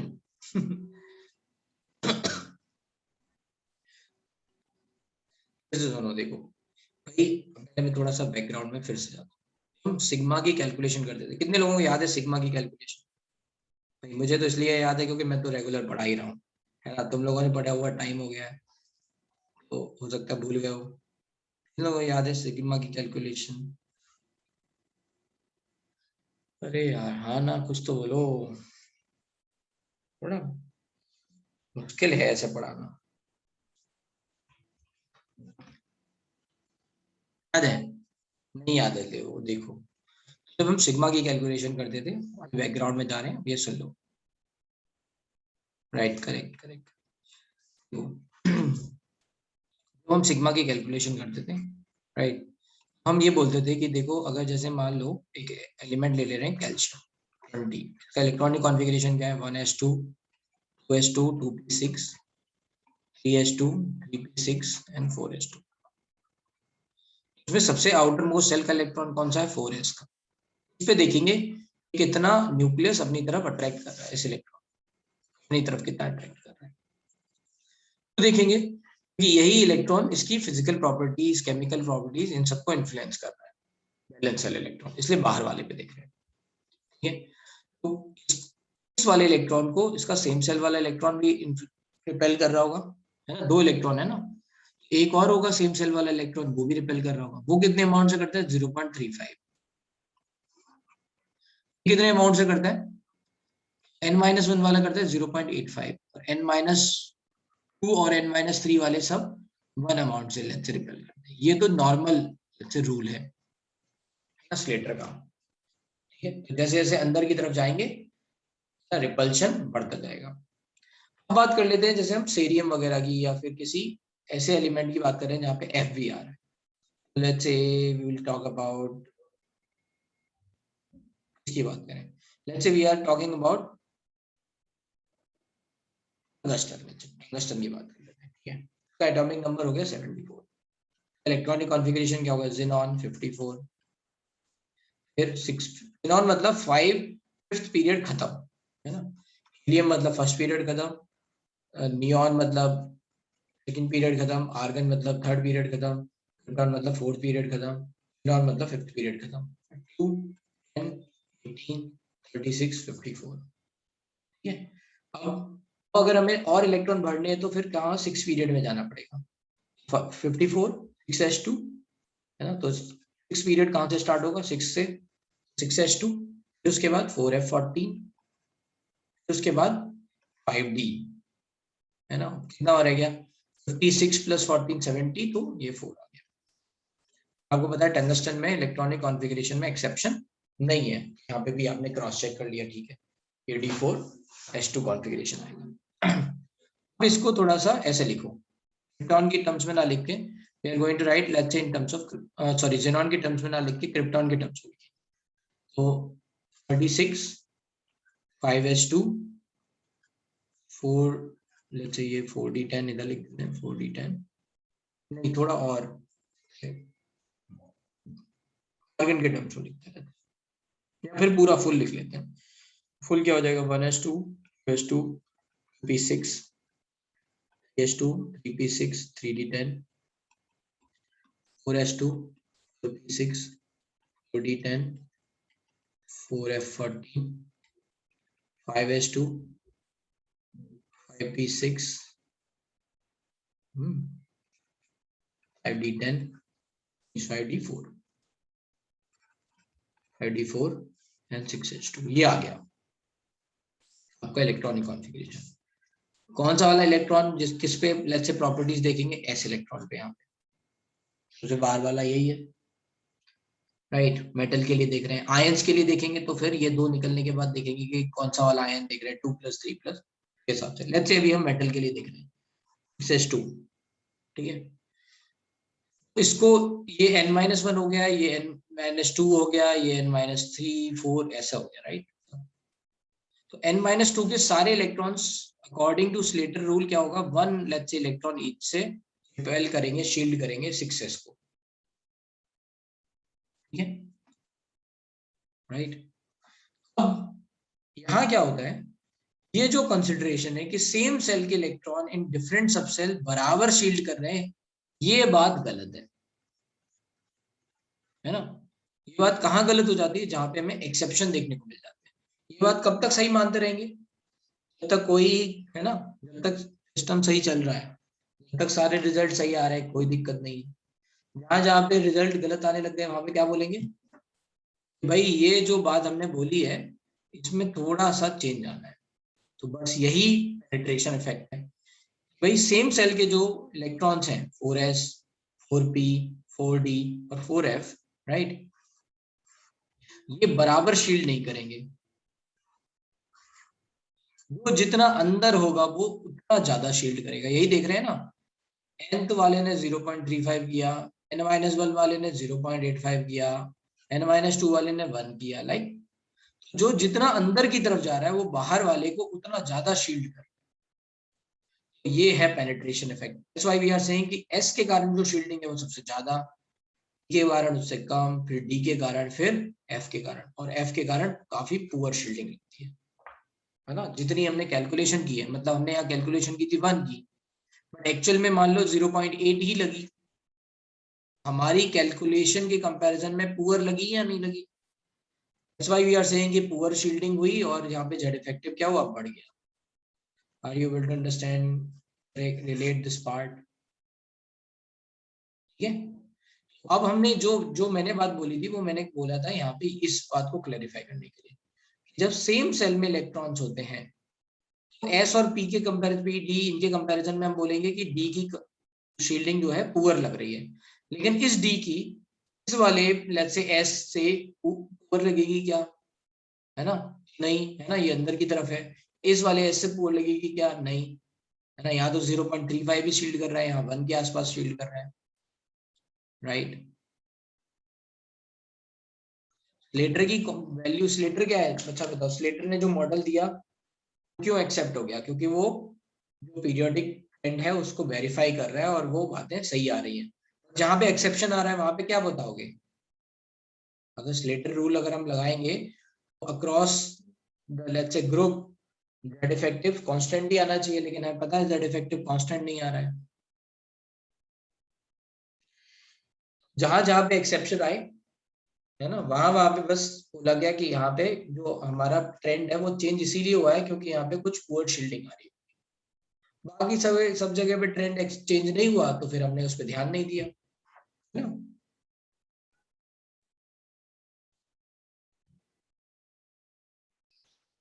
तो ये है,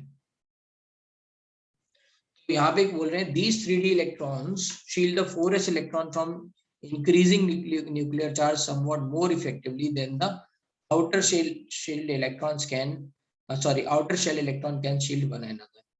Therefore, the atomic radii decreases rapidly. Thus, the ionization energy increase only slightly along the 3D series. Okay. The doubly or more highly charged ions have DN configuration which have no 4s electron. A general trend of increasing value of second ionization energy is expected as the effective nuclear charge increases because one d electron does not shield another electrons from the influence of nuclear charge because ये इन्होंने थोड़ा सा घुमा दिया है, यहाँ तक समझते पहले, ठीक है। तो यहाँ तक कोई दिक्कत, ionization energy increase only slide along the 3D series, ठीक है। तो इफेक्टिवली लेफ्ट टू राइट हम जा रहे हैं, राइट, वहां पे आपका जो जेड इफेक्टिव है ना, बहुत ज्यादा नहीं बढ़ रहा है, Z effective value Z minus sigma है। तो अगर हम देखेंगे यहाँ पे जो बात मैंने अभी आपको बताई थी, राइट, बताई थी, बट यहाँ पे डी इलेक्ट्रॉन के कारण शील्डिंग हो रही है 0.85 की, ये डी इलेक्ट्रॉन के कारण शील्डिंग कितनी हो रही है 0.85 अमाउंट की, और जेड में इंक्रीमेंट कितना है 1 का,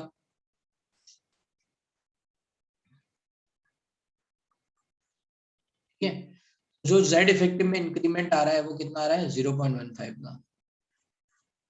ये जो 3D इलेक्ट्रॉन है ये ज्यादा शील्ड कर रहा है इसको, है ना, because it is shielding more, therefore the atomic radii है ना, जेड इफेक्टिव में इंक्रीमेंट ज्यादा नहीं ऑब्जर्व हुआ, जेड इफेक्टिव में इंक्रीमेंट ज्यादा ऑब्जर्व नहीं हुआ, इसलिए एटॉमिक रेडियाई जो है वो डिक्रीजेस लेस रैपिडली, मतलब उतना ज्यादा बढ़ नहीं रहा है, ठीक है।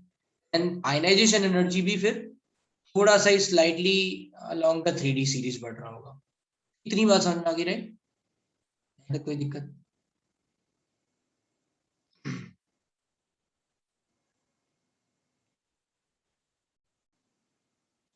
right. The doubly or more highly charged ions have DN configuration with no, let's say, s electrons. तो अब यहाँ पे बात कर रहे हैं कि d electrons की बात कर रहे हैं, d, है ना, d1 d2 d3, right. Same shell के इलेक्ट्रॉन्स वाला रूल लगेगा। सेम सेल वाले इलेक्ट्रॉन्स का रूल क्या था स्लेटर का, कि जब डी में इलेक्ट्रॉन है, outer most shell electron D में है, तो बाकी सारे जो इनर सेल इलेक्ट्रॉन्स हैं वो तो 1 अमाउंट से शील्ड करेंगे, 1 इलेक्ट्रॉन से, और जो डी सबसेल के इलेक्ट्रॉन्स हैं, है ना, वो 0.35 से शील्ड करेंगे।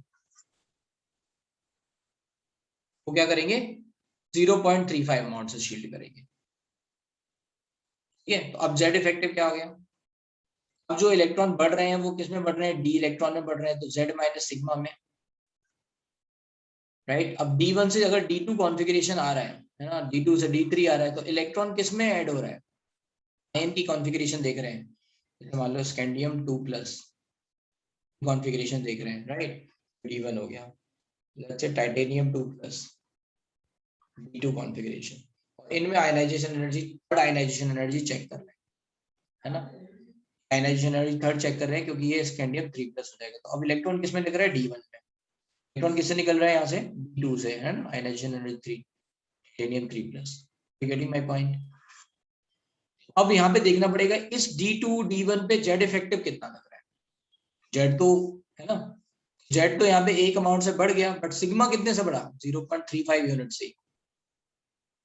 जेड एक अमाउंट, एक नंबर से बढ़ गया है ना, यहाँ पे 21 था, यहाँ पे 22 आया, बट सिग्मा कितने से बढ़ा? D1 था, फिर D2 आया, D2 के कारण कितना बढ़ा? 0.35। वही समझ आया ये बात। जेड इफेक्टिव बढ़ गया, जेड इफेक्टिव बढ़ गया, तो फिर जेड इफेक्टिव बढ़ने के कारण क्या हो गया? वही जो एनर्जी के जो डिफरेंसेस थे वो आपको सिग्निफिकेंट दिखने लगे। यही बात ही कह रहे हैं। Yes, right. A general trend of increasing value of second ionization energy is expected as effective nuclear charge increases, है ना, यहाँ पे increase हो रहा है, because one d electron does not shield another d electron, है ना, उतना shield नहीं कर रहा है जितना s को कर रहा था, जैसे, है ना, electron from the influence of nuclear charge, because d orbitals differ in direction। तो इन्होंने ये जो बात बोली है इसको आप 0.35 लेटर रूल से समझ लो, ठीक है। However, the trend of steady because in second and third ionization enthalpy breaks the formation of Mn2 plus and Fe3 plus respectively, ठीक है। तो इन्होंने ये बोला है कि इसमें जो ब्रेक है, राइट, एंड ट्रेंड में, जनरल ट्रेंड वैसे तो स्टडी है, कुछ यहाँ पे है ना, कुछ ट्रेंड जो है ब्रेक हो जा रहे हैं। वो कहाँ पे ब्रेक हो रहे हैं? Mn2 प्लस Fe3 प्लस पे ब्रेक हो रहे हैं। क्यों हो रहे हैं? क्योंकि यहाँ पे क्या हो रहा है, ये D5 कॉन्फ़िगरेशन बन जाएगा और D5 कॉन्फ़िगरेशन के कारण स्टेबिलिटी आ जाएगी। तो ये पैराग्राफ थोड़ा सा कंफ्यूजिंग है। आई होप कि अब ये बात क्लियर हो गई होगी, राइट। ये तो फर्स्ट आयनाइजेशन एनर्जी में ज्यादा कोई आपको ट्रेंड में ज्यादा चेंजेस नहीं मिलेंगे, क्योंकि वहां पे जेड इफेक्टिव भी ज्यादा नहीं बढ़ रहा है। यहाँ पे जेड इफेक्टिव में चेंजेस ज्यादा मिल रहे हैं, इसलिए ट्रेंड स्टेडी मिल रहा है आपको। रेगुलर लेट्स से कॉन्फ़िगरेशन है, ठीक है। जेड इफेक्टिव में चेंज ज्यादा मिल रहा है, तो जेड आयनाइजेशन एनर्जी में भी चेंज ज्यादा है। और कहीं कहीं पे ये ब्रेक हो जा रहा है जहाँ पे D5 कॉन्फ़िगरेशन आ रहा है। क्लियर है इतनी बात? ब्रेक पोल ले लेते हैं जिनको अभी तक ये बातें समझ में आ रही है, से यस, जिनको नहीं आ रही है से नो। तो ये भी पता चल जाएगा कि कितने लोग सुन रहे हैं। ठीक है, जल्दी से बताओ। ये यहीं तक पढ़ाएंगे आज, ठीक है। इसको ढंग से पढ़ के आना और आगे भी पढ़ लेना।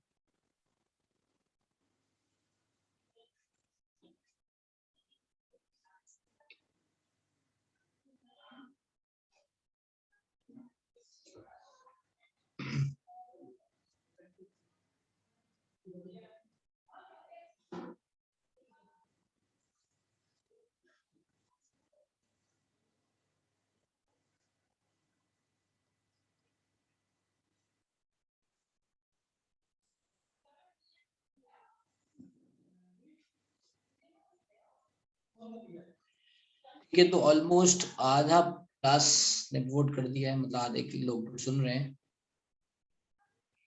गुड गुड, चलो ठीक है, फिर हम सेंडिंग द पोल।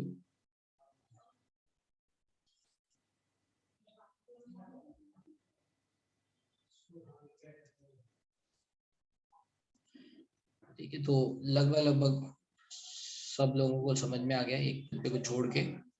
ये तो इसको इस इनऑर्गेनिक में यही है, थोड़ा सा ये जो एनसीईआरटी अगर ये आप खुद से पढ़ोगे ना, तो इसको क्लियर करने में बड़ा टाइम जाएगा। इनकी जो लैंग्वेज है वो थोड़ी सी घुमाई हुई है, राइट। एक वर्ड ऐसा है अजीब सा, कई कई जगह पे मिलेगा, बट डोंट वरी, है ना। आप ये इसको रिवाइज करना, पढ़ना।